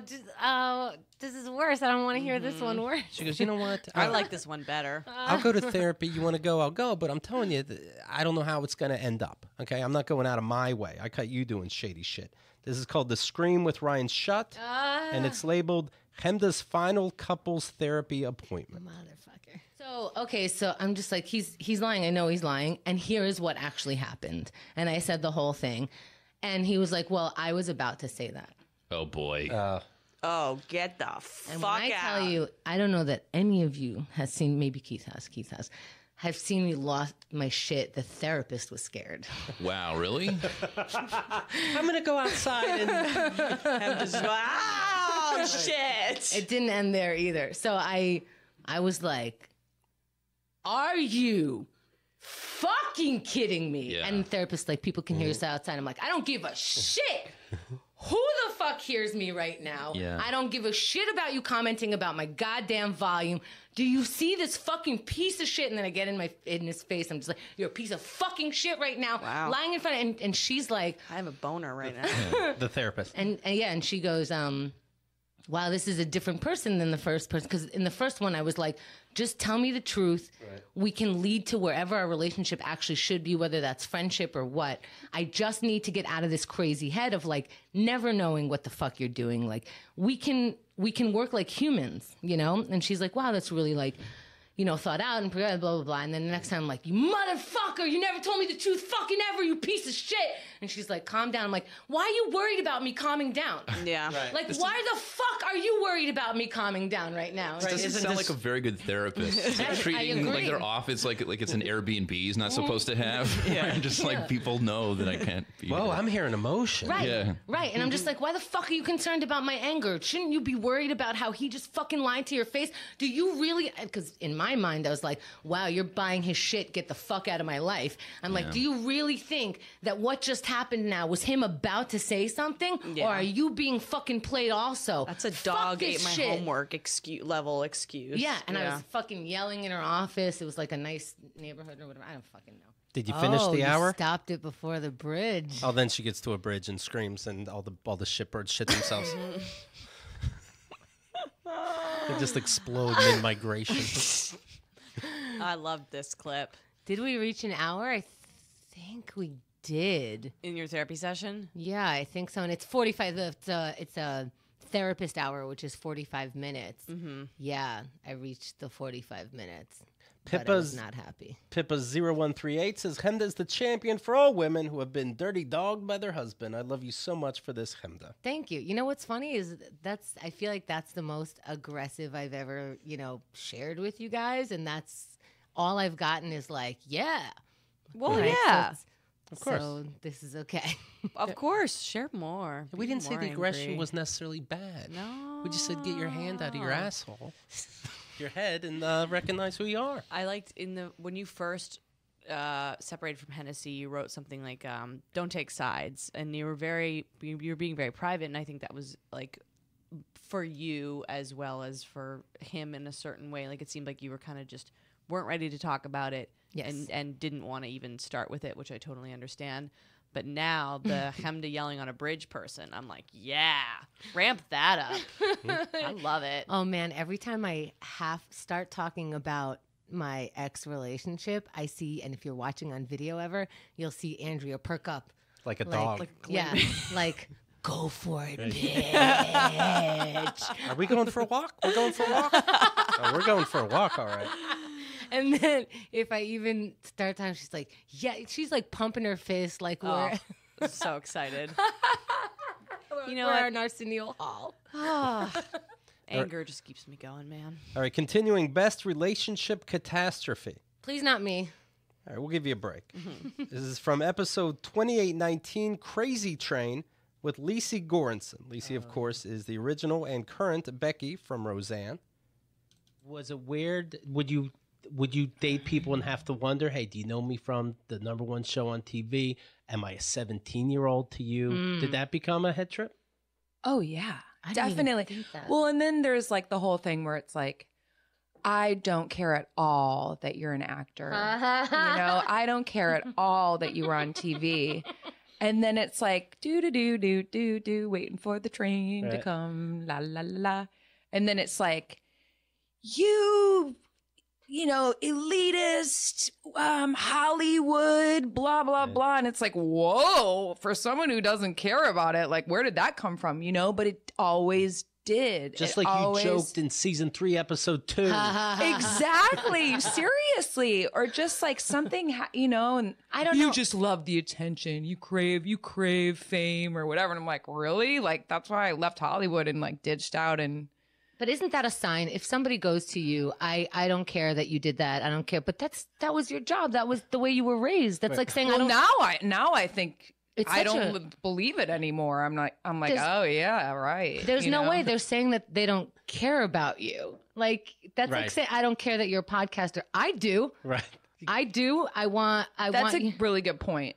Yeah, that's your history. That's when I meet someone, I go, what was your childhood like? Your childhood was on a set. I should care about that. Not in an elitist way. When I first met Lacey, she said, hi, I'm Lacey. And I said, I don't care. Right. That's so weird. Let's just be. And actually, I've seen people respond like that to me. And I have to, okay, so there's people who I know listen to the show regularly, and then I meet them in person and I go, oh my God, do they hate me? And the entire time I'm around them, I go, I gotta remember this person listens to my show. They're a fan. They're even at an event of mine. So they paid to get in here. And I'm like, I know you hate me right now. They're just because what happens is they do that I don't care thing without realizing it. They're being nice. So they're stonewalling me because they don't want to say, I know all about you. Because they do. So it's like, where do you start with that? It is funny, right? Everybody's got to be too cool. Mm-hmm. Yeah, and I get it, but... Because you don't want to feel like a weirdo. I know everything about your life. Hi. Yeah, I love that. Sure. But it's the opposite is what I'm just saying. It's not even... It's making it clear I don't know anything about your life to the point is I'm just going to stare at you if you say something I know anything about. I'm going to act like these aren't even English words you're saying. Yeah. I so don't know you. It is a little odd. And I can imagine what it's like somebody dating Becky from Roseanne, even if, you were... What we're talking about is dating when this show was over for years. And you got to, why do you have to play dumb? That was a huge show. I know the whole cast. I know everybody from Married with Children. These are facts. Yeah, but what's weird is if you're in a relationship with that person, and I did watch her as a fan. And so if we got together, she would be like, oh yeah, in like the year 1990, so-and-so, when we were doing this episode, this happened. And I'm like, oh my, I would have to say, I remember that episode. This is the effect it had on me, and I would have to speak from a fan perspective, knowing that she knows that I'm like, that's just my perspective. I'm not asking to fuck her with the TV on. But also, I think people forget that people do want to hear. Like, oh my God, I loved you on that show. That's your work. That's your art. I love when people are like, I heard that episode and this is what I got from it. Of course. I don't want to ask you about it, but I want to hear it. The latest Lacey show was 2819, and that specific clip we titled Dating Becky Connor. Of course, go to keithandthegirl.com/forums. You'll be able to vote for a little bit. Everything right there. Up next, from episode 2922, Talking Dead with Eric Bergstrom. Eric's Cruel Poem. You remember this? The girlfriend says, hey, I'm away from my house right now. You're there. Did you go through my laptop? And he goes, why would I? Fucking did you? And then he ends up finding a whole bunch of weirdness. Yeah, she told him that he should. So you did go through her laptop after she got angry. I didn't know the password. I didn't. But she left journals in her apartment, and I flipped through one, and there was an entry in there that just said like, his sister's dead, and I'm sleeping around. Why is it so easy to be cruel? And then like bad poetry after that. Like then there were poems about how when she at that point said that she loved me, it was an echo of how she used to love me because I no longer was attractive after chemo. Oh. I found a poem about how she was like the spider and I was like the fly stuck in her web of lies. Just like a lot of weird stuff. Like she's bragging almost. I mean, my God, between his stage 17 bone cancer and her sister ODing around mysterious circumstances. You're opening up just a book of fuck you. Yeah. In poetry form. So she thinks she's cute. Yeah. You're like, you and Eric are twin flames. We in should terms date. of horrible things happening. Who had it worse? No, he did. See? Yeah, And Eric is the king. Yeah. What a way to end a relationship. And here I am turning off lights and, sneak into my kitchen for a snack. Oh, yeah. All right, one more to go in Best Relationship Catastrophe. It's been a year for everybody. How is anyone voting in this category? Right. Oh, boy. I'm sorry for this one, guys. All right, here we go. From episode 2921, Happy Never After. It's Mara Merrick, and she was saying about being in a relationship, and she's at some kind of work party, and she catches her man finger fucking a woman at the bar. They're So- engaged at this point, or maybe married at that point. Yeah. It's a serious relationship, no doubt about that. And eventually she goes, you know what? Why are you acting like this didn't happen? We're home now. Let's talk about it. So when I turned around and I started fighting with him, he just took the Heinz ketchup bottle and just cracked it over the back of my head. So then I was out. Oh, wow. Yeah. Like a glass bottle? Yes. Yeah. Oh, in where were you? In the kitchen of my house. So he hit you so hard you fell and you were out cold? Yeah, I was out, and then I came to and called the police, and he was like eating food. Like he was so just not. He was minimizing everything. Yes. Okay. So, But you yeah, still called the cops. Yes, I called the cops. They came and took photos and took him to jail for 3 days. And at that point, that's when I was like, oh no, this is my fault. I shouldn't have started this fight. Now he's in jail. Now I've ruined everything. Now everyone's going to know. So it's like I could not find these fucking women for the life of me, Mara. I swear to God. The ones getting finger blasted? Or Any of them. Just hang out with me. They hang out with me all the time. Where were you? So you start feeling bad. Yeah, I start feeling bad. He comes back. How long does it take for another attack? 3 days because it was a Friday. So he has to. Oh, wait, for another attack. Yeah. Maybe about 4 or 5 months. Okay. Yeah, they tried to break my face into the glass table. And there's your category. Ooh, yay. She started and finished strong on that one. Ooh, fuck that guy. Can you imagine just living in a world where you break bottles off women's heads? Yeah. You just do that, and then you go do a business deal and Right. have a yacht trip and live your life and finger blast anyone you want. You know he's a guy that you bump him by accident in the subway and he goes, excuse you? Mm-hmm. Right. Grab a ketchup bottle and go, excuse you, bitch. Yeah, he's going like, I can't believe people make these life choices. Right. Yeah. Yeah. Everybody wants free health care. Yeah. He has an opinion on things. Ooh, so that category, I feel like, again, apologies. That's a tough one, but we appreciate your vote. Well, KeepFromTheGirl.com/forums. We're going to lighten it up right now, okay? We're going to go to most goofiest moment, and we're going to begin with Andrea Allen and her good buddy Billy Procida. This is episode 2929. Billy Procida, oh my God, every time he comes on. Gift. He is so special. The show was called Fluid Bonding, Yes, of course it was. and this track we titled Billy Explains the New Sex Terms. Now, you know, I'm in my 40s. I think I know all about fucking. I certainly would assume I know all the terms. And then I meet Billy. And right before the show, Billy's saying, yeah, I was into this chick. We fluid bonded. I'm like, yummy. "What?" Now, it doesn't take long before I realize, oh, it's a new way to say you raw dogged. But apparently there's these words I never heard of. Now, okay, pegging's new to me. We used to call it ass fucking. But now I certainly never heard of fluid bonding, and it just means you come inside them. Yeah.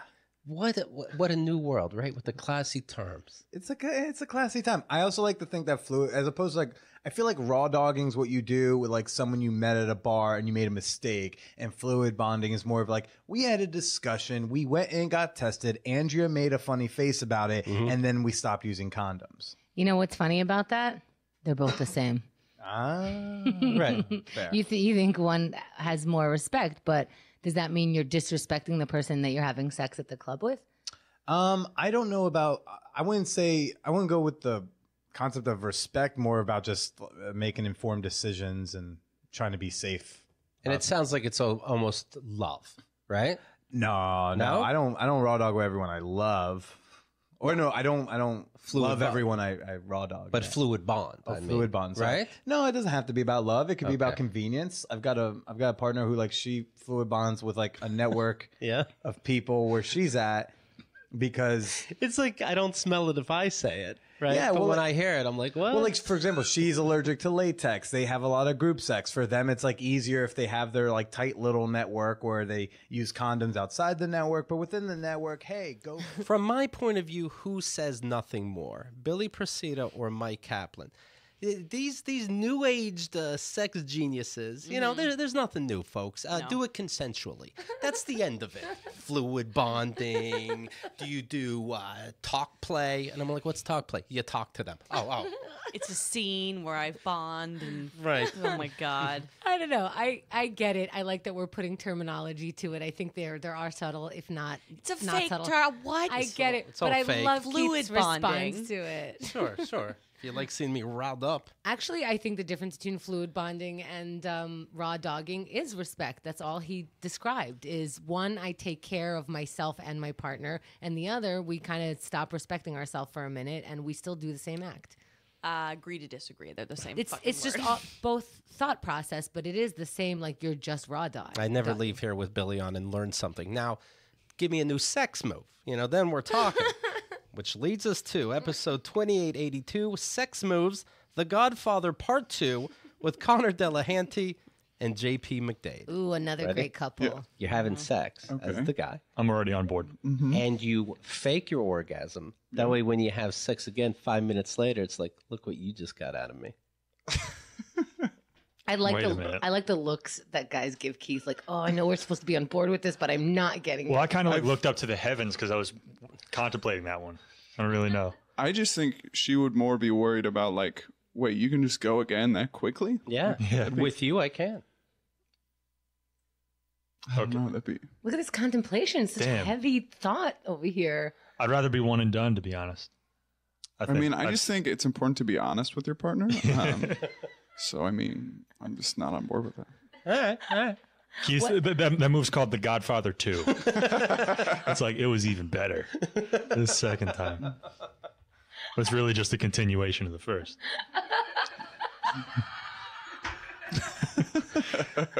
Keith's I out never here. even saw those movies. That is so funny. Long story short, there's a horse's head in my bedroom. There you go. You know, Keith, you're the trickster. Like, you Yeah. ever trick a woman so she thinks you can fuck? Yeah, but also when someone, I mean, I don't know. When Also, someone- we don't care that you come. You guys come all the time. Yeah, you're always coming. Someone faked an orgasm with me once, and it was so obvious. It was like, The highlight of my day. The highlight of my day. Fluid bonding complete. Well, men haven't had enough practice. Yeah, and then he threw the condom away in the bin next to my bed, and I'm looking right at it. There's clearly no comment. Why do you there. think he did that? I think that he wasn't gonna finish, and he was like, he felt a bit weird or something like that. Oh, I would be like, thank you for not coming. Sure, I think it was like For still thinking it's sex, even though you didn't come. It is over now. I am done. Maybe that's what it was. Is that like he had whiskey dick and he wasn't gonna come, but he didn't want to keep doing it, so he had to put a period at the end. Yeah, I know. From Kenda's new book, Thank You for Not Coming. All right, here we go. From episode 2995, Chandelier Porn, with Carmen Lynch and Calvin Cato. And this begins where we're talking about Crazy Rich Asians movie. Okay, we'll call this one Chandelier Porn. But it starts talking about Crazy Rich Asians, and I'm saying I didn't like it. Kenda, I didn't even like the preview. Kenda actually saw the movie and didn't like it. And then Calvin starts telling us how he knows all the characters personally. Well, I'm like, fucking start with that. Don't make me look like an asshole. But I love Michelle Yao. I have a soft spot for Wait, her. stop making it so fucking personal. Now we're just assholes. I hate Aquafina. I hate Michelle Yao. I wish them well. I hope the Yaos are doing great. What the fuck is happening today? I'm sorry. Jesus. Well, he watched my dog, so I... What the fuck? Well, really? Because I got a Christmas card from him. What? Oh, my God. No, I saw a trailer for this stupid movie. The movie, you know, not the actors personally and their fathers and mothers. The movie I have a big trailer- heart. I'm sorry. By the way, stop learning the word porn. Food porn, clothes porn. You can't trick me. I know what porn is. It's porn. No, when I see it, I know it when you only use one word, porn. I like chandelier porn. Oh, you just like chandeliers. Yeah, you don't have to make language more difficult than it is, people. We don't know how to communicate as it is. I should really listen to this show. It is so funny. It's good, right? I am cracking myself up. You know a shitbird when you see it. You know porn when you see it, baby. The way that makes sense is the way it is. Actually, Keith was cracking me up. From episode 2994, Call Out Culture with Judy Gold. This is Keith disciplining children. Going back when we talk about how do people believe these politicians and their double talk when you wouldn't believe you can tell when your kids are lying to you and you don't let that go and some of that seems smarter. How old are your children? 22 and 17. Okay, so do they try to play dumb with you still at this age? I'm dating somebody and the kids are teenagers, 16 at the oldest. Right. And the 10 at the youngest. And the girlfriend will tell me stories of them trying to trick mom. It's such dumb shit. Oh my God, they're so bad at it. Yeah. Like they're so That's the bad. best. I was so good. And also clean up your shit. Like if I have drugs or had they just leave the bong and I'm like, why are you guys smoking? I'm not smoking. I'm like, there's a fucking bong right here. You're like, it's horrible. They're just so bad at it. I'm reading a story of 4 teenage burglars in the UK pretended to be sleeping. When Bedfordshire police kicked down their door, the teens were found, quote, sleeping next to one another, and piles of stolen jewelry were there. They tried to claim they didn't even know each other, as if cops would go, oh my God. well, we can't wake up, They're children. you know why? It's because, social media has made people really bad liars. Because before, you could have another family. You know what I mean? Right. You could. There's no. It's just everything's out there, so people cannot fucking lie anymore. Her 10-year-old son goes online and sees homework for a school or something. But I guess the kids can also write something. But he thought he was anonymous. Right. And he just types in shit, literally. Shit, enter. They, of course, figure out it's him, believe it or not, somehow, right? Right. He goes, oh, my God, I was hacked. Oh God, that's hilarious. What do you do? You have to kill him, right? Right. Yeah. As a favor to everybody, because I can't imagine I'm going to be the father eventually. What would I do? Oh God, these words. But I really am. What do I do? Is it not my place because these aren't my kids, or do I go? Let's call the FBI. Right. And I'll get one of my friends to pretend they're the FBI. Right. That's good. Yeah. Hey, stepdad, can I get some money for pizza with my friends? No. They rob and steal from stupid people. And you're very stupid. Well, Judy brought her friend Aram. She was just hanging out here. It turns out Aram is my landlord, and that's actually how I got the apartment. But she's a sergeant. She's an ex-sergeant. So Judy would threaten her kids by having Aram call the kids up and be like, if you got caught, here's how much time you would have, and blah, blah, blah. Right. So she'd call as a sergeant, like, you're fucking up. And this is what can happen. Wow. Yeah. That's a good move. Mm-hmm. My dad just used to threaten to come down naked, so everyone has different methodologies. Like I'm coming out of my room. One time. Yeah. Why did I bring this up? If you during have our award show. You have friends over? Yeah. And it's like you're being loud. He'd come down and be like, all right, this is your last chance. Next time I'm coming down and I'm not going to have the robe. And no one said a fucking word. No. Yeah. That's really not okay. Yeah, I've been discussing. That's wow.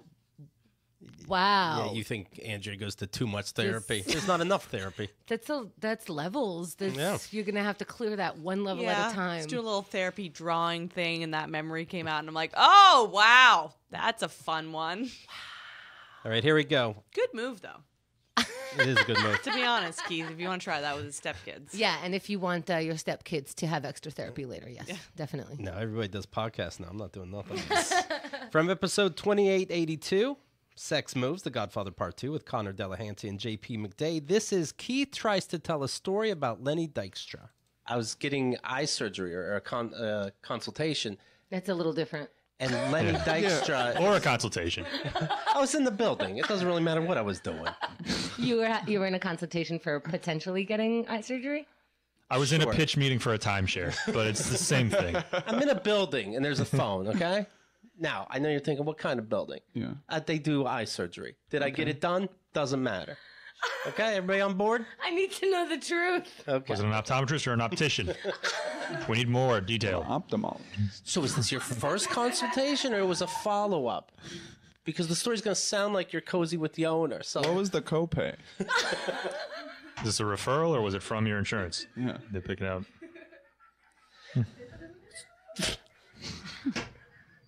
Is this normal during normal business hours? What line in the eye chart are you reading?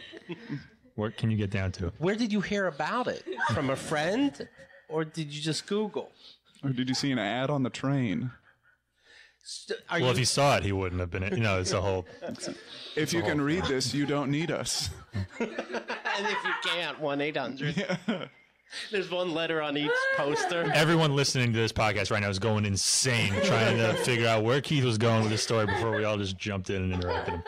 And that explains your eye patch, Keith.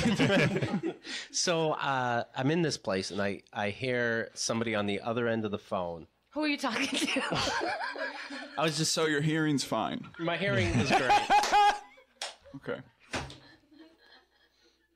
So I hear on the other end of the phone this guy just yapping and won't listen to the secretary at all. Okay. Female, 32 to 34. So she's like, it's Lenny, and he's not listening to me. He wants to come in for eye surgery. And the doctor's like, tell Lenny that I'll call him back tomorrow.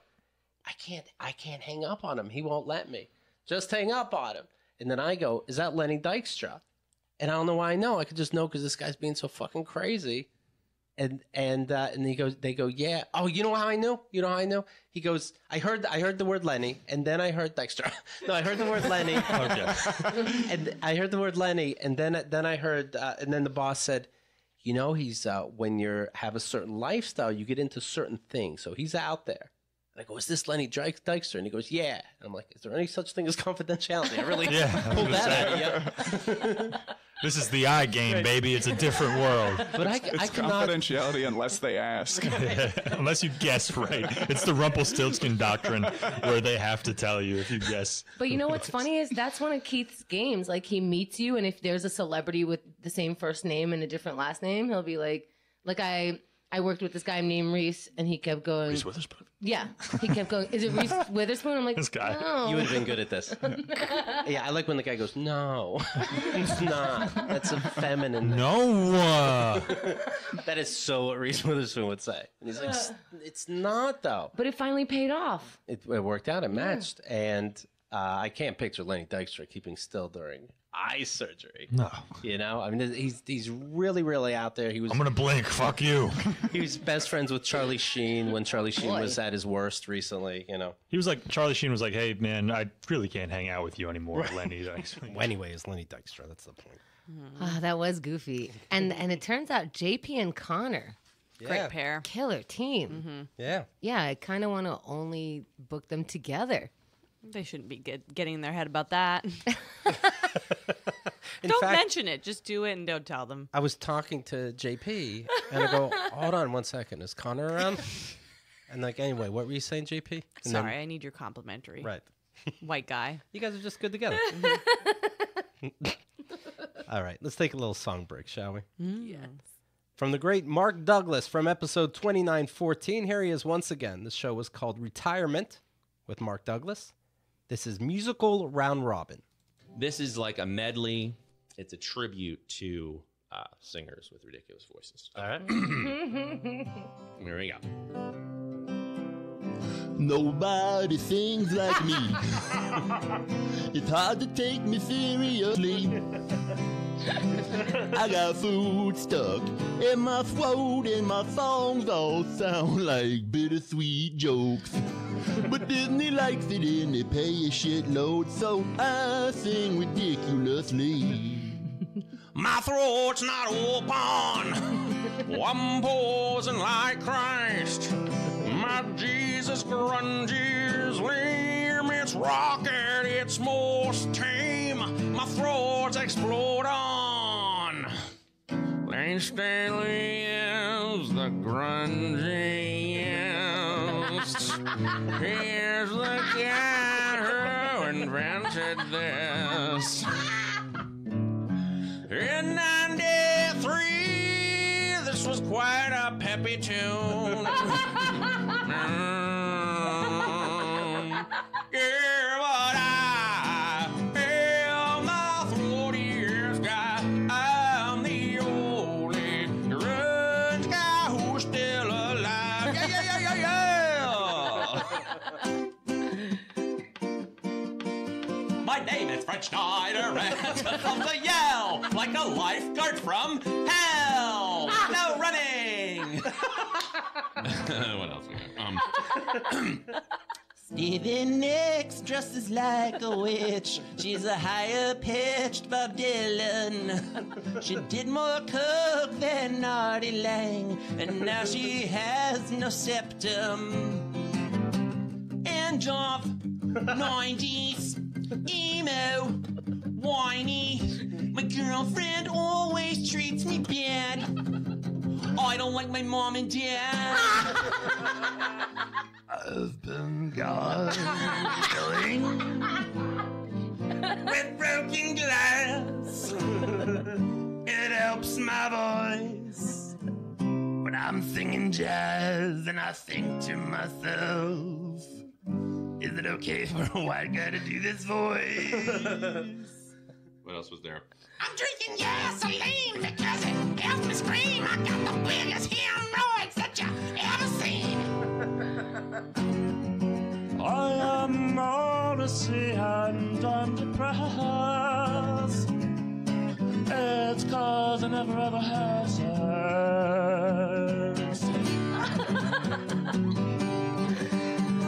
I was big in the night. John Mayer and could play songs like me, but they never credit me.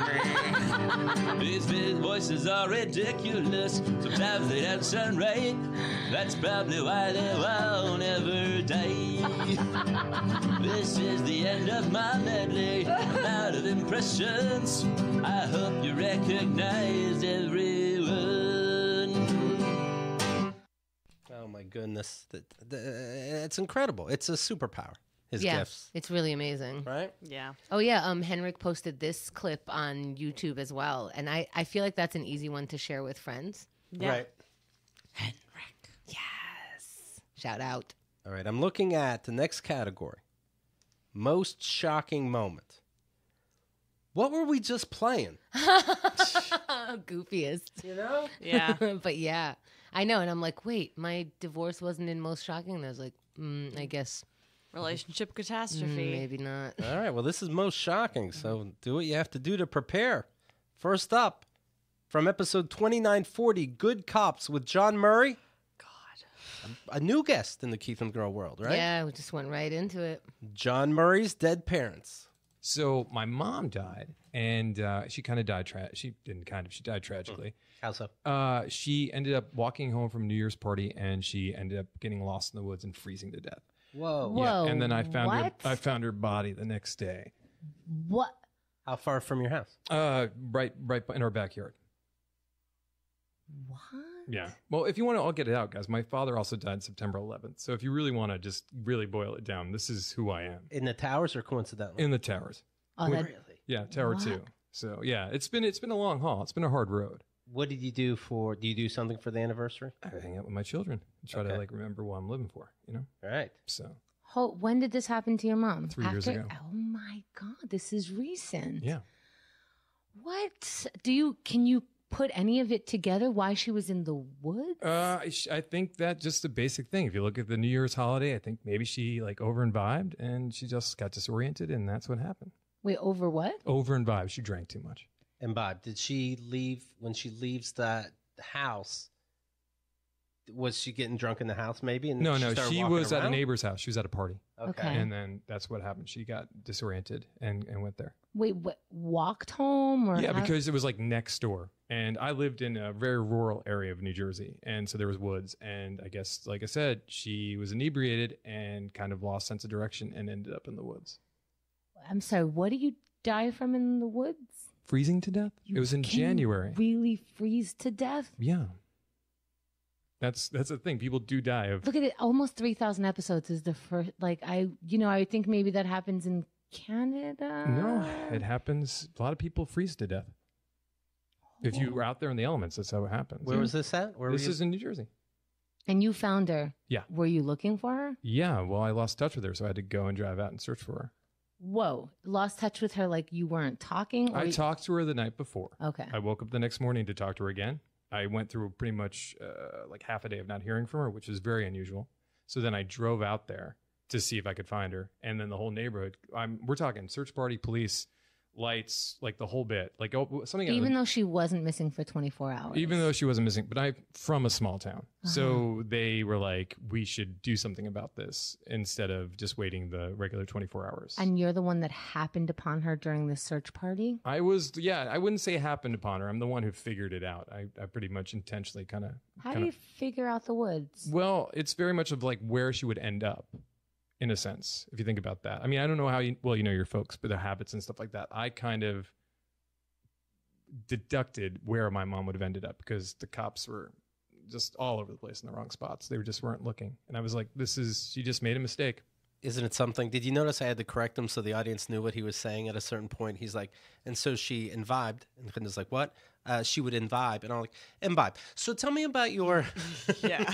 Okay, like I had to. Your reaction from the... And I know you're just in shock, but it reads so insensitive, Hamda. Me? Yeah, he's like, so my mother froze it to death in the woods. And you're like, what, in the woods? People freeze in the woods? What? What do you mean? What? I was like, so he goes, I found her in the woods or something like that. I'm like, what do you mean you found her in the woods? Okay, I get that. Are you making this up, John? Or it's just, I guess, as I'm listening back, I'm like, wow, I'm really from the city because I don't really understand it. He's like, the woods were next door, but he found her in the woods. Like, and vibed, what does that mean? Drunk? Imbibed, when you drink too much, yes. Yeah. Okay, so to me, that's and I guess that's why I'm being insensitive. It's a very sensitive way to say my mother gets drunk all the time and loses herself in the woods. Right. This time she froze to death because that's what happens when you pass out in the woods. Well, because I looked up the word to make sure I had the right word, and it's a verb, formal, comma, humorous. Okay. Really? That's what it says. Formal and humorous? See, it can be both. God. Oh, like one of those tuxedo shirts. Mm-hmm. Exactly. Well, anyway, he's in for most shocking moment. God, yeah. His dad died in 9/11. What a crazy life. Yeah. Ugh, he's a real Bergstrom over there. He's such a nice guy. Yeah, they all are. Sorry, I was insensitive. No, I mean, I could see why you were. You just were shocked, but it was funny. All right, here we go. Most shocking moment, episode 2923, the case for By Christ. the way, if I looked for my mom thinking she was dead, I don't know that she's walking in the woods. I'm like, I don't know, she's at a supermarket buying a tomato and complaining about the prices. Like, Right. Where is my mother? We're not finding her in the woods. Yeah, but that's where she hung out. You try to find Hemda's mom, you do a pop-up sale. Yeah. You know, seems you want to talk about insensitive. I think your daughter's a disappointment too. What do you have to say? She absolutely should have been married with children at this point to a nice Jewish boy. Hello. I'm celebrating. I have a friend. All right, from episode 2923, The Case for Christ with Kyle Thompson. Oh, fuck. This one's titled Kyle's Stepdad, the Pedophile. Oh, my God. The dad says, you know what, I'm going to come out and admit I'm gay. But guess what? That turns into more things. That means by gay, I mean I was finding boys in the bathroom. And also, just the history, of course, a lot of people know Kyle used to be our intern. He also listened since he was a kid, and his father would take him, and I think he has 4 siblings, huge family. They would be missionaries, and they would go to crazy places preaching the word of God. And then it turns out this guy was not only gay, but cheating on his wife in bathroom stalls. Yeah. And then preaching the word of Jesus. Yeah, he was, who's that guy that plays Frank Underwood? Kevin Spacey. He's a regular Kevin Spacey, this guy. Like, oh, you caught me?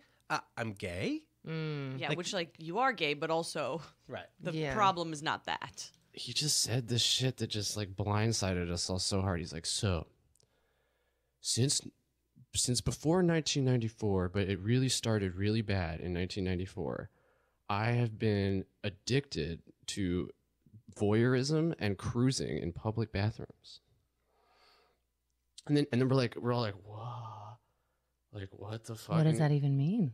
It means essentially that he like goes into public bathrooms, spends lots of time in there, like trying to get dudes to like he's jacking off and he's like watching dudes and like he's trying to do stuff in bathrooms and engage in sexual activity. And he was active in that? Active in that since 1994, which is the year my younger brother was born. And it's something that he like briefly mentioned to my mom like before they got married, like, oh, I used to have a thing, but like I'm a Christian now and I'm healed and I'm not gay. Like that was a gay thing that I did, but I'm like hetero, like yada yada yada. Anyway, so he just kind of said that and we're like, oh. He's like, so you guys are like, anyway, like I've had this therapist now for a few years and he just wanted me to tell you guys that I'm a sex addict and that's that really. So like I hope you can forgive me and we'll chit chat about it sometime. Literally like that. No. And we're like, what? And he's like, so like everything's cool, like I love you guys and I'm glad we did this and like peace and like kind of like mic drop and then like we're like okay bye. Man, what a manipulative way to open that dialogue up. I need to tell you that I'm addicted right to various different situations with the male persuasion. Yeah, it's a real come in with your robe off move. Right, that's right. Wonder me and Kyle get along so well. Right. Wait till that's a saying, by the way. Yeah. All right, up next, and you know what? To me, this seems a little silly in this category when we talk about murder and pedophilia, but I'm still shocked by it. I didn't know robo-tripping, what it did to you. You just take a couple Robitussin and you're in the next level. Also, with really nearly 14 years of podcasting and people just opening up so much on this medium in general and our show just being like pushing them and stuff, I was still shocked about drug stuff. Mm-hmm. You know what I mean? Like you kind of are like, yes. I mean, in a world where Artie Lang, you know, was so hopped up on whatever that he stabbed himself so many times, this guy was still able to shock us about his drug use. Oh yeah, Lucas is amazing. Episode 2993, Robo-Tripping with Lucas Connolly. Lucas describes robo-tripping. There's something about like when you're tripping about like, oh, everything's melting or everything's turning to hexagons and everything's turning into code. That's like a hard trip on like acid or mushrooms. Like this one, there's just a bear in your room. Like everything else is regular. Nothing's melting. Nothing's weird. You're just like, well, there's just a talking snake now. Like, do you talk to it? So yeah. So like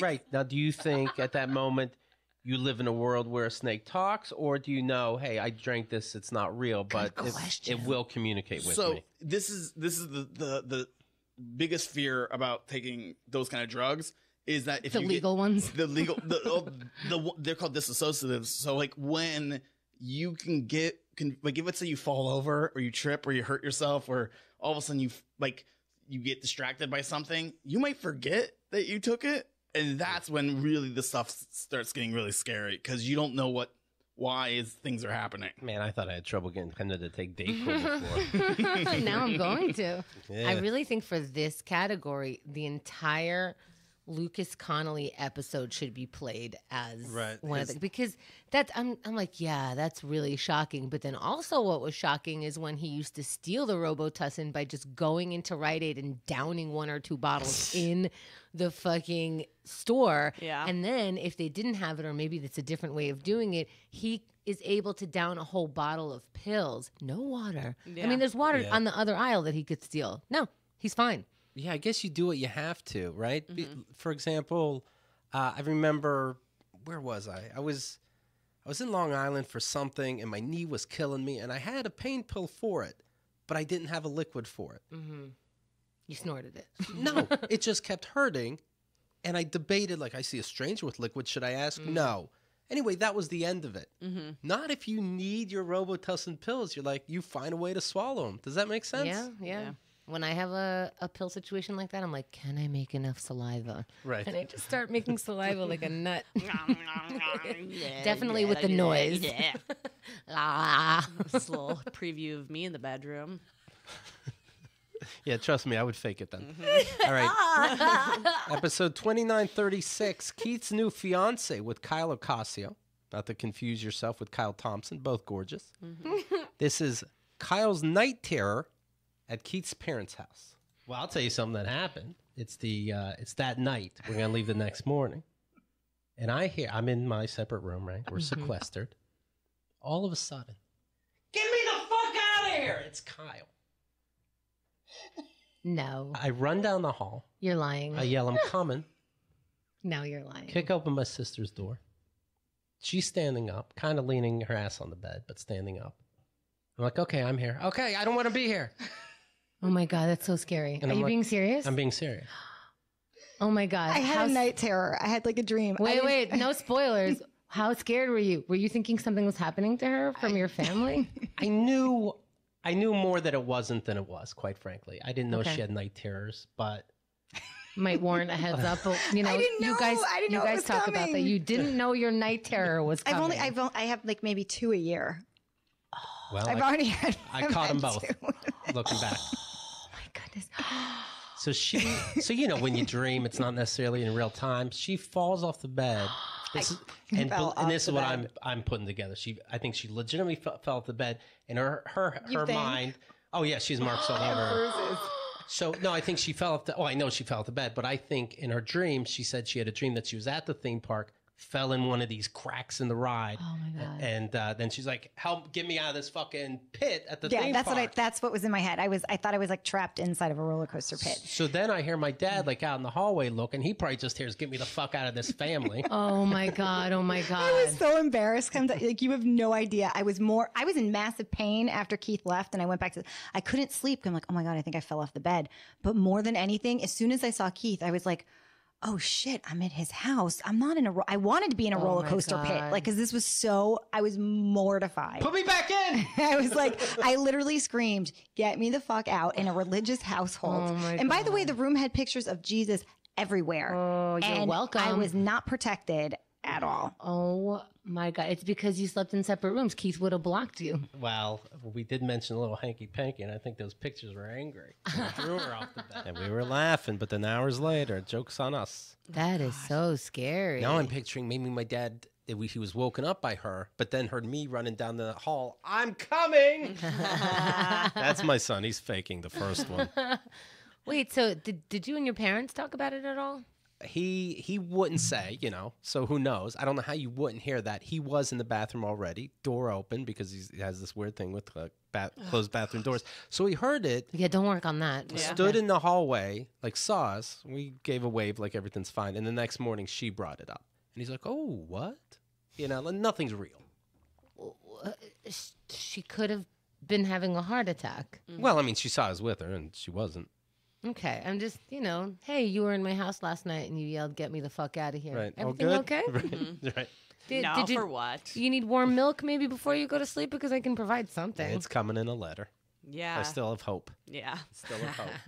Wow. All right, one last item for most shocking moment. This entry is from episode 2934, Amor, Risas y Pablo Escobar, with Luisa Diaz. This is Luisa's father and Pablo Escobar. So I slowly started just being honest when people asked me. So when I was around comedy and comedians, it would come up. And I would just be like, oh, yeah, no, this is what my dad did. Or they would make jokes about, oh, you're Colombian, so does that mean you did cocaine, whatever? And then I'd be like, well, you know what? I find that stereotype very offensive, but you happen to get it right this time. Just because you got it right this time doesn't mean it's always right. I always went to private schools, right? And one of the last private schools that I went to in Colombia was the best school in the city, where all of the kids that went there were the children of politicians and the children of judges and the children of narco traffickers, because that is the top tier of society at Medellin at this time. Did you guys know as kids who was who? No. Basically, that's what I'm saying is, so we went to a private school. All the kids basically had bodyguards. So every morning you get dropped off by your bodyguard. And you also? Yeah, we all saw each other. And I was friends with the daughter of a senator, and I would go play at her Barbies at her house, and both of our bodyguards would just stand outside the door of her bedroom because technically our parents are enemies. Yeah, it's very funny and fun. Once you realize when you're adult, you're like, oh, that's why they wouldn't leave me alone with my friend, because they're worried that I'm going to get kidnapped or some shit. But So you just saw that as normal, that dudes were Yeah. just following you? Well, I saw it as this is how it is for powerful people all the Mm. time. You have people who follow you, who make sure that you're okay. I remember that my brother and I threw a fit about wanting to take the bus to school with the other kids. And my dad was like, oh, fuck, fine. And then what would happen is we would get on the bus and the bodyguard would follow the bus in his car. But were there a bunch of bodyguards following the bus? No, it depends. Because remember, it depends who was the most important and whether they had threats against them. And so there were certain judges that were worried about shit happening to their kids. But not everybody. Some people were just like kids of CEOs or, Did you feel that fear? Because I would think that you wouldn't, because everything is so normalized that it's just you're being protected for whatever. Yeah. Yeah. Like I had guards at my school, and actually, there were fights and there were whatever, but I'm Yeah. like, oh, these guards are here because. Well, whatever. and it's not just the dynamic of having somebody follow me or whatever, but you're aware that there's violence in your country happening all around you. There was once a bomb at this international hotel that was a few blocks from my house, and all the glass in my house shattered. I think I was like 8. And then the police came to the door with garbage bags to pick up people parts from my backyard. Yeah. What? So here's the thing, dude, the first time I saw a dead body, I think I was like 6, and it was from the school bus. Now she goes on dates, and they're like, "Why are you late?" And she's like, "Why am I late?" By the way, she's never late. I just want to say that. Because one time a guy said, "Why are you late?" And she flipped out. And she's like, "We're not picking up dead bodies. Who cares? I'm late. Fine. I'll never be late again." I remember the whole episode is fascinating. I happened to be into that show Narcos when they were talking about Pablo Escobar. And I brought it up to her saying, "How great is this show?" And she goes, "It's not good." I'm like, "Oh, what'd they get wrong?" "The dialect." I'm like, "Oh, okay." The murders, though, were close. Okay, I'm fine with that. She's fantastic. All right. Yes, shout out. She has a fantastic show every Wednesday night that when my leg wasn't busted, I was there every week. It's just the best comics, the best lineup. She just knows her comedy so well. And we've had all 3 hosts on the show, JP, Luke, and Samantha Ruddy. And I saw JP introducing the next comic at that show, and on his phone, you know who was there? Who? Connor Delahunty, just on speaker. Just make sure everything ran smooth. Yeah, you got to make sure they're together. Anyway, it's called Too Many Cooks. It's in the East Village, and she curates the shit out of comedy. It's awesome. The shit out of it. Curate the fuck out of that Fucking shit. murders comedy. She does. All right, here we go. Next category.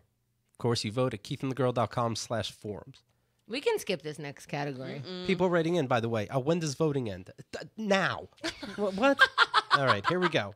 Henda's greatest bike accident, a.k.a. So what happened was... You guys are shitheads. Your life sucks. Oh, sometimes we're like, I'm having a hard time. At least I don't have Henda's life. Right. She was over my house complaining about something and then looks over and I'm like doing my bandage or whatever. And she's like, "I'm sorry." And I'm like, "No, you can have a life and complain about things. It's fine." No, not with your life. Episode 2889, My Bloody Valentine with Sean Patton. And this one's titled Unbreakable. Henda gets T-boned by a car.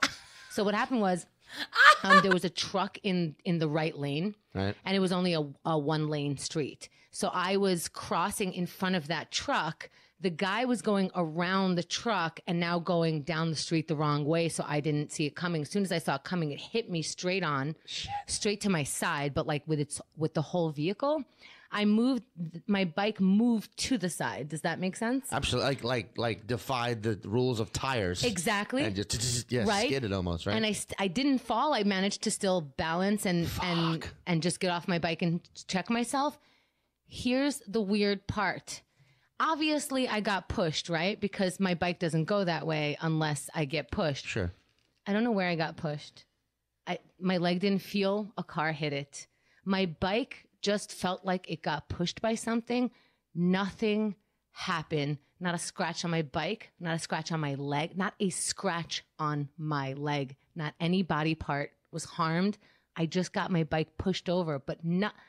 Like, you know how when you do anything to your bike that's fucked up, like the front wheel kind of turns a little and you got to readjust it? Not even that. Unbreakable.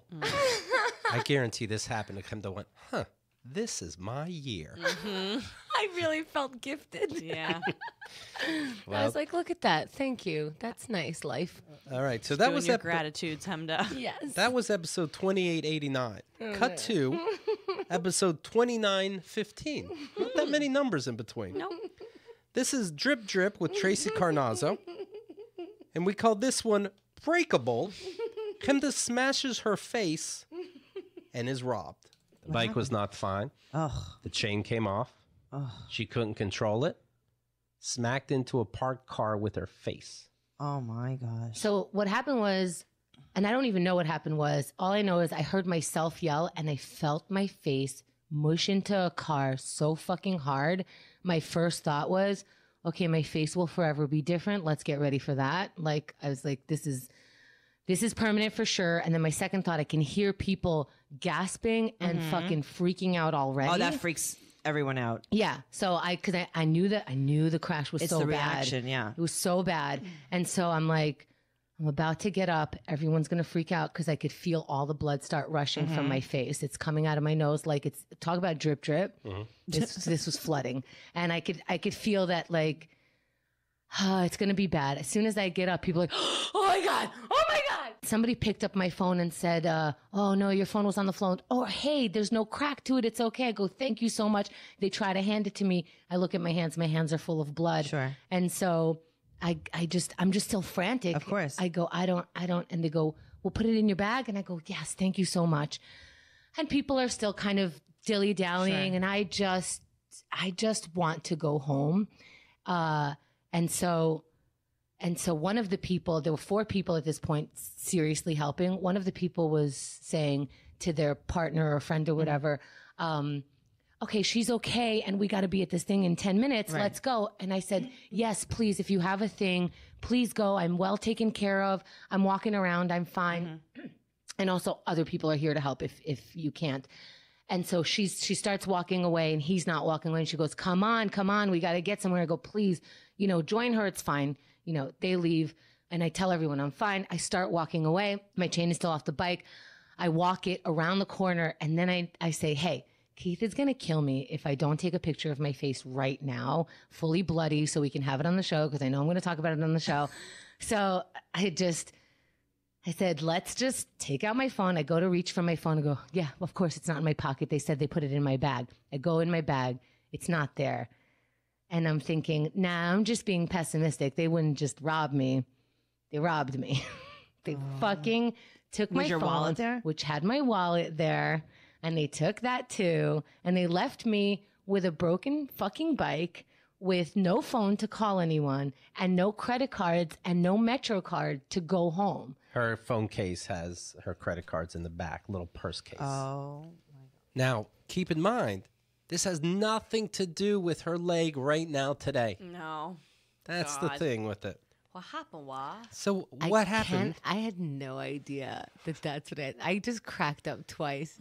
Does it happen on the third one? I'm at the edge of my seat right now. I hope it does. Well, you're in the hospital for the third one. This is from episode 2999. I'm going to lose my shit. Kemda Loves Ketamine with Andrea Allen.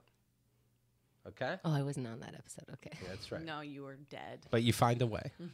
So what happened was Kemda was in an accident. And she's devastated she can't be here. She's actually listening from the hospital. Hi, Hemda. Hi, Kemda. What's new? Oh, my God. She's in hell right now. Well, I saw this X-ray of her knee, and I'll explain it. You can see the pictures at keithandthegirl.com. Now, you ever see an X-ray? You don't know what you're looking at. What this dot's supposed to mean something. This little line's supposed to mean something. Well, I'm looking at the bones of the leg. Oh, my God.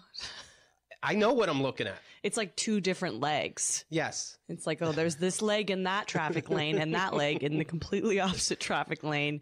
And then just a chunk of bone floating around. Is that her joint? I'm going to call this a bike accident because she left something, her backpack in her bike. Yes. And then realized it when she came to the studio and then went out to get it, tripped on a fucked up piece of the sidewalk. And to me, you were going to get a bike, Yeah, right? That's bike related. Totally. These bicycles are dangerous, people. How do you feel that I also bike now? It's deadly. I'm gonna have no legs by next year. It's deadly. So I got a phone call from him that came to the studio, then all of a sudden left. Then I get somebody on her phone saying, this person fell, something. I couldn't really make out what they were saying. So I run out and I see the flashing lights of a cop car.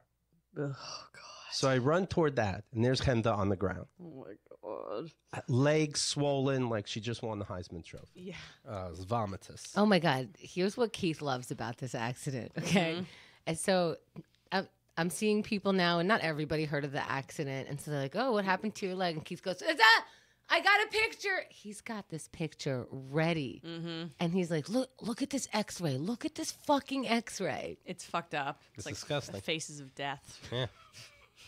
Yeah. And then Andrea describes it as two lanes. That's exactly. Yeah, I have a My coffee proudest table. moment. I have a coffee table book. It's her bones, and then the doctor's trying to put it together without surgery, God. and then it ends with the picture of our buddy Josh, who has one bone kissing the other since they're side by side. It ends happy. Yeah. He's ready with all of those pictures. The good news is, what else could happen to you? You know what I mean? Right. Well, nothing in that year. That's the good news. Yeah. All right. Closing it out. All right. Final category. All right. This is Best Hero Without a Cape. A new category. Brand new category. This is, it happens to be all men. That's interesting. This is people that, through whatever crazy means, think they're actually making the world a better place. You'll be caught up right away. We're going to begin with Nick Thune. Okay? This is Cool Dad with Nick Thune. We titled this, Should You Fuck With Me? I had a fucking interaction this weekend. Yeah. Same thing. I was on my bicycle on a sidewalk, and I was going to pick up like breakfast burritos for my family in Atwater Village. And at fucking 8 in the morning, some guy with a fucking labradoodle with his wife looked at me and said, "Sidewalk," as I was getting off my bike. And I go, I'm sorry, what? And he goes, "It's a sidewalk. You shouldn't be riding your bike." And I just looked at him and said, "Do I look like a fucking guy you should talk to like that?" And he just said, and then his wife was like, "Why are you talking to him? What are you doing?" And like a teacher with a student like pulled his ear away from me with his labradoodle. No. And yeah, because he shouldn't have said that to me. What was the point? I'm literally like a dude I'm not even wearing a helmet. I'm just on a bicycle on a sidewalk. Because he thinks nothing will happen. Do I look like I'm not like riding in a fucking Iron Man competition. I'm literally like the most safe dude. And he just got angry because he was taking up the whole sidewalk with his labradoodle. And I might have looked at him weird for a second. I'm not proud about what I said to that man this weekend, although I did speak to another comedian about it, and Al Madrigal. I'll just say his name, Al Madrigal. And he said, "It's okay that you said that. You are a comedian. You have a quick wit. You're used to hecklers. And when somebody says something to you, sometimes it's hard to separate church and state. It's hard to separate stage and life." I honestly didn't think it was that deep. Yeah, it's pretty deep. How about you're just a person and fuck them? To me, it goes deep, man, because I fucking feel guilt and shame, and I don't. I'm like, I don't want to hurt people. Let me tell you something I do, Nick. Somebody, I bump into somebody, we bump into each other, that kind of thing in New York City. They give out that sigh. Now I follow them for a day. And I'm not exaggerating when I say, I'll say 5 times to them, "Are you okay?" Like, "Yeah, just watch where you're walking." Like, "But I am so sorry, and what's done is done, but what do we do?"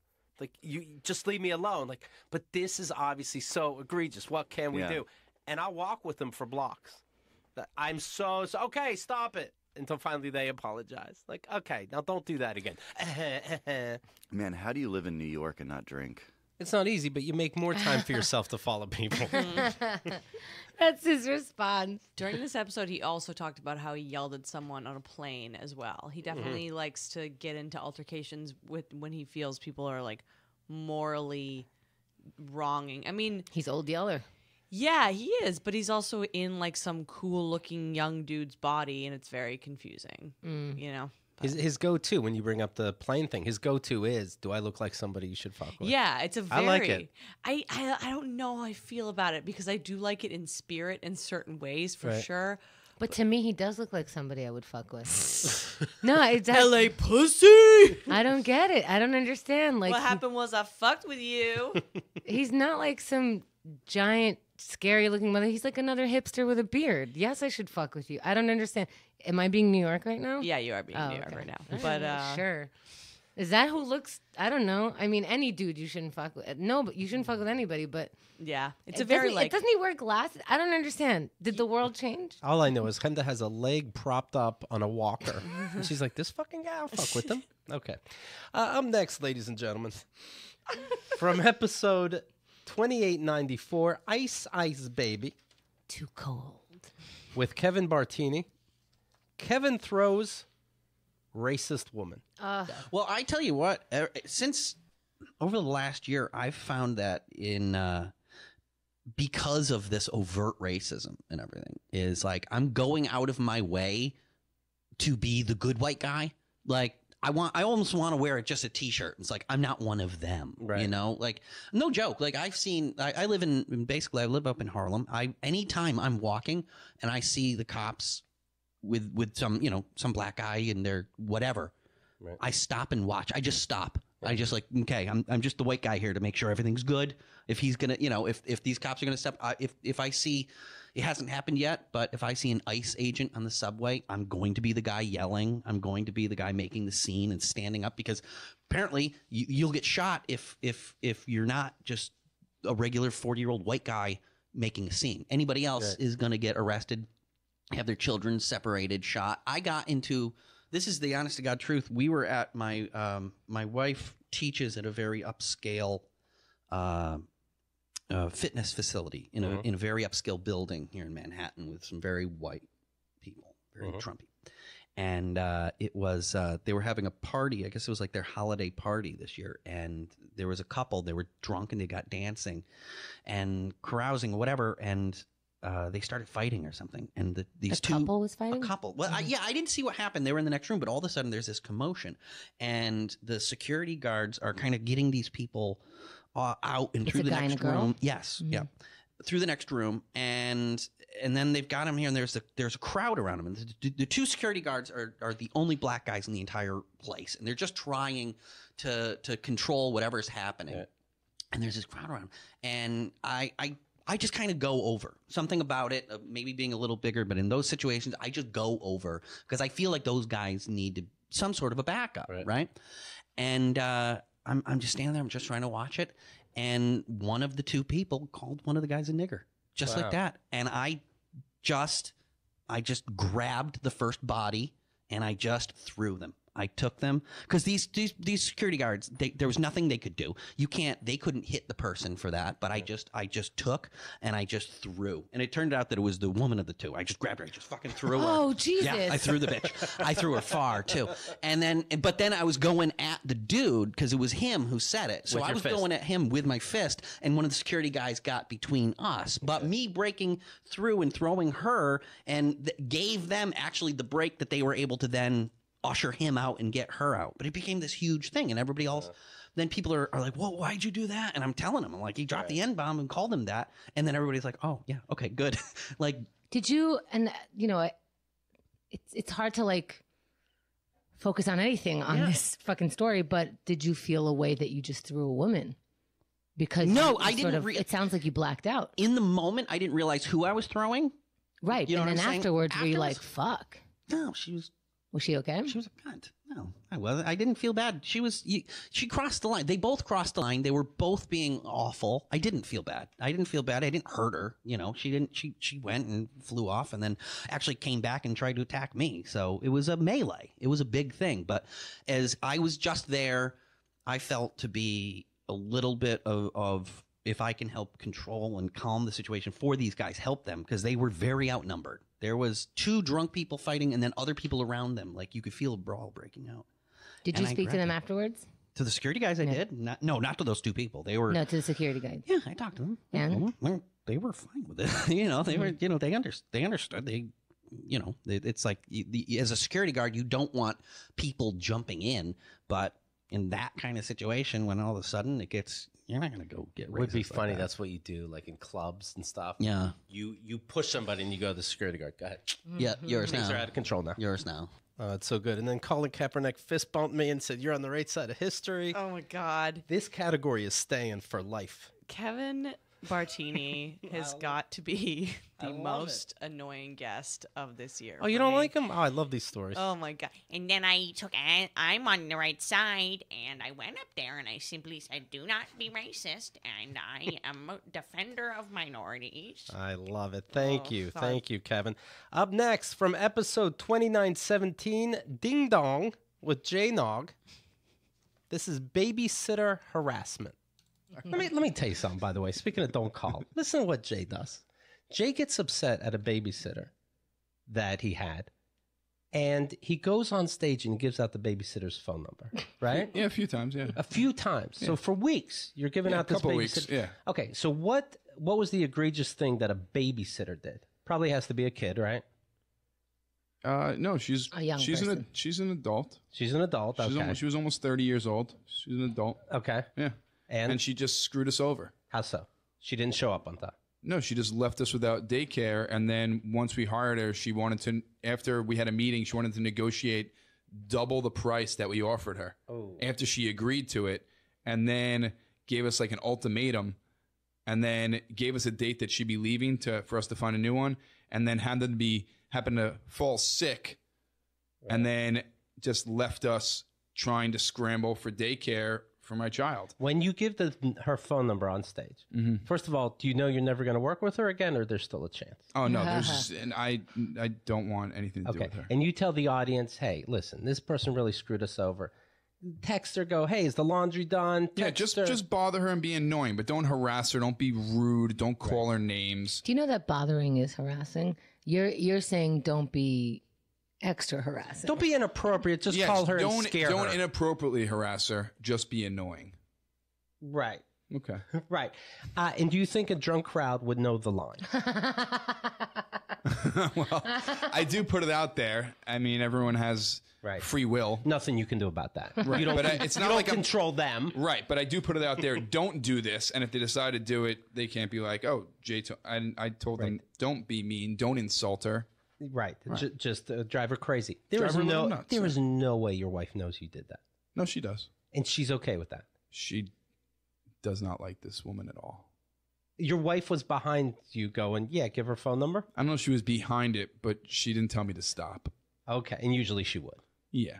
Okay. I think she kind of just put a deaf ear to this one. Wow. Yeah. Is this crazy to me? Yes. Is it crazy to you? It is crazy.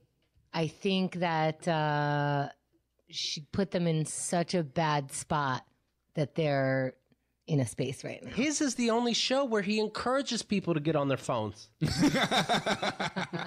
Right. Listen, everybody, the right amount of harassment. Yes, we all know They're what in that is. They're in a space right now. Yes. That space being where you're a Anger. jerk off. It's anger. Yeah. The thing is, I get into a space sometimes, and I don't give people's phone numbers out to drunk crowds. But, you know, everyone in their journey in their space is different. And Like you're gonna, each person moves you know who was given hassle? Martin Luther King Jr., George Washington. Those were different spaces. Yeah. All right, here we go. Oh, Jay. The final entry for Best Hero Without a Cape. New guest. From episode 2982, Elite Status with Danny Vega.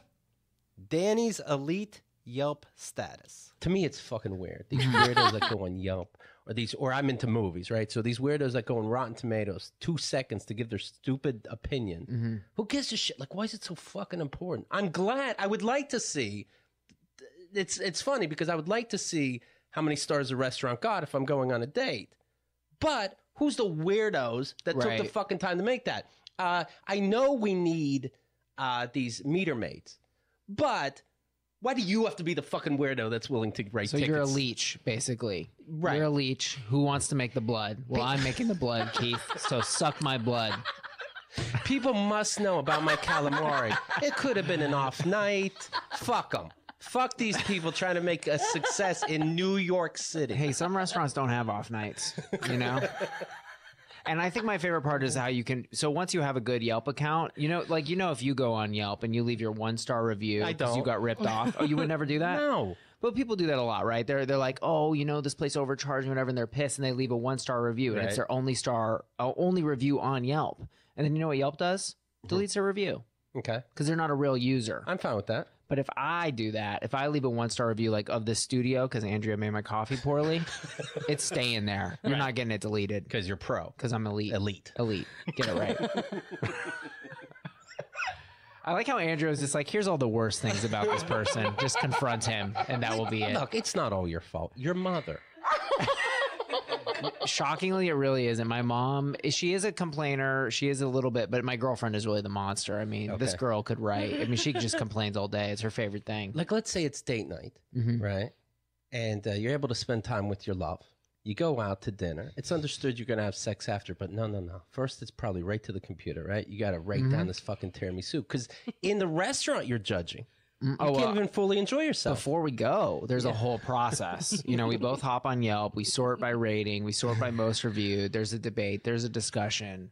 You see what's the hot restaurant to rate for tonight? That's where we'll go. No, he's using it like a normal person. Oh, okay. He's going like, oh, who's got the best reviews based on A, B, and C criteria, Right. and then cross-referencing and enjoying his elite status, obviously in life. I mean, who has a better life than this dude? Sometimes I'll come across a movie review, meaning they do nothing for me, but they just happen to pass me, and I'll glance at it for a second, and you can tell the words they're using. They're trying to be the most clever, right? Like it's a Queen movie. It's what it is. I'll complain about it in a minute, but you're using words that This feels like it's about a specific review, not really reviewing. But you're using words that you normally wouldn't use, so that maybe they'll put you on TV. These reviewers, are you like that with Yelp? Like, let me make sure nobody used the word pretentious but caring. Oh, absolutely. I always use ambiance. That's a hit. You always got to do the ambiance.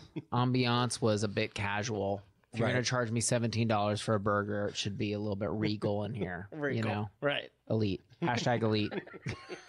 Who do you admire as a Yelp reviewer?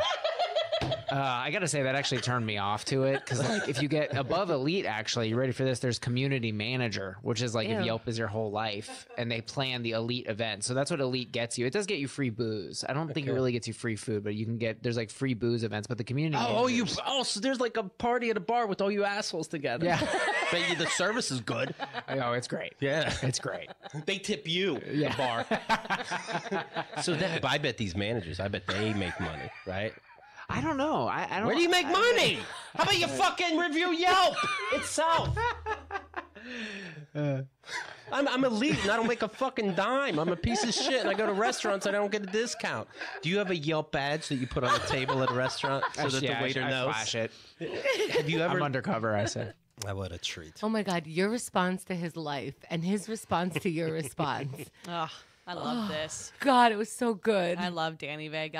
I'll stand on a mountain, shout his name. Man, when Andrea likes you, she lets you know. When she doesn't, she lets you know, right? Yeah, he makes my heart sing. He's such a freak. So, of course, you go to keithandthegirl.com/forums. That's where you vote. You're also going to see there, we mentioned Henrik, and he takes some of these clips and adds some visuals. He also is behind, of course, Silent Trailers, the YouTube exclusive game show where Hemda describes a trailer. And Hemda knows nothing about movies, even less about actors and actresses. Slob. I don't know how, a slob, So she'll describe what's going on.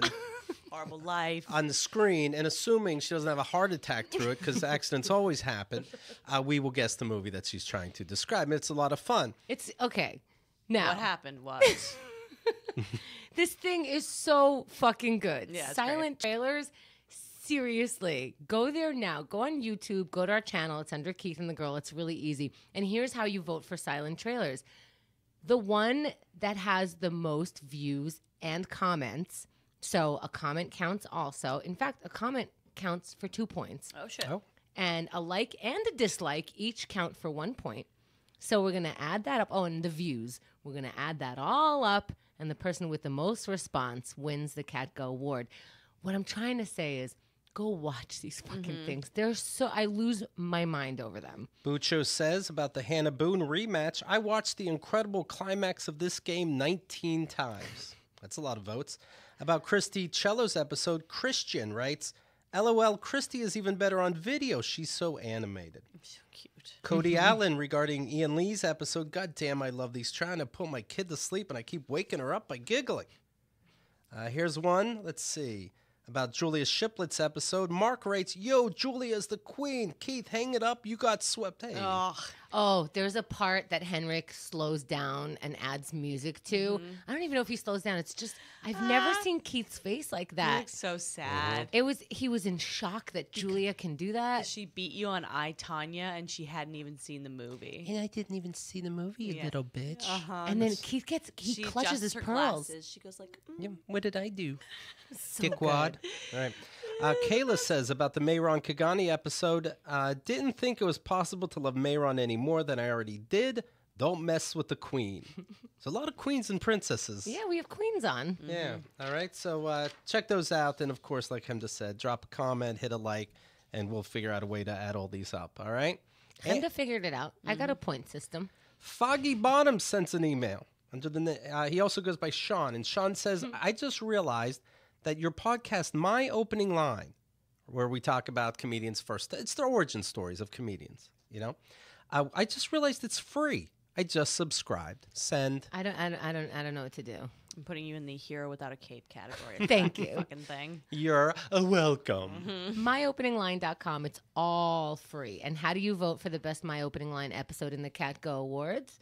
By listening to the episode and sharing it, because the one with the most downloads is going to win. I mean, I look at these names. Not only is there my first time I ever did stand-up, Emma Willmans, Lori Kilmartin, Kevin Allison, Gilbert Gottfried, Aaliyah Janine, Jeff Meacham, our buddy from Clown Days, right? Yeah. He's on Blackish. Jimmy Pardo, Bonnie McFarlane, Lucy Poley. You're hearing some clips from her today. Paul Hooper, John Laster, Jesse Joyce, your buddy and mine. It's fantastic. Make sure that you're subscribed to that, and we'll go by downloads to see who wins that award, all right? Yeah, so also vote. The way to vote is to share that episode. Of course, don't forget hashtag KATG Awards anytime you're saying how you're voting or who you're voting for. All right. And that's that. And we also have Best New Guest. That's going to be available. KeithandTheGirl.com/forums. There's so many new guests. We're going to compile all the best ones that you voted for a nomination and post those at, again, KeithandTheGirl.com/forums. So thanks, Hannah Boone. Oh. Thanks again to... A minute ago, Danny Vega was up your ass. Oh, that's a tough call. call. See what happens when you name one name? It's rough. I'm Team Boom to the death. By the way, can you imagine when Hemda does start dating? And she tries to use these phrases like, you're so up my ass. That means I like you. Okay. All right, let's just worry about the leg for now, right? Yeah. One thing at a time. Bianca Brady, thank you very much. Julia Schachter, thank you very much for your help. Michael and Maricela, who do all the things, like I said, behind the scenes, keeps everything running.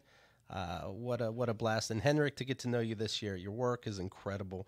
And Andrea. Okay. What would we do without you? She put together most, if not all, of these clips. And just knowing you and you being here is the best. Yeah, you're on my ass. You are so much. so up my ass. You I guys are love up my it. ass too. Thanks, buddy. Beautiful thing. All right. Well, welcome to 2019. Let's do a bunch more. Come be up my ass for 2019. Okay, we'll edit that out. What? Come on. Get a broom. The KATGuhs.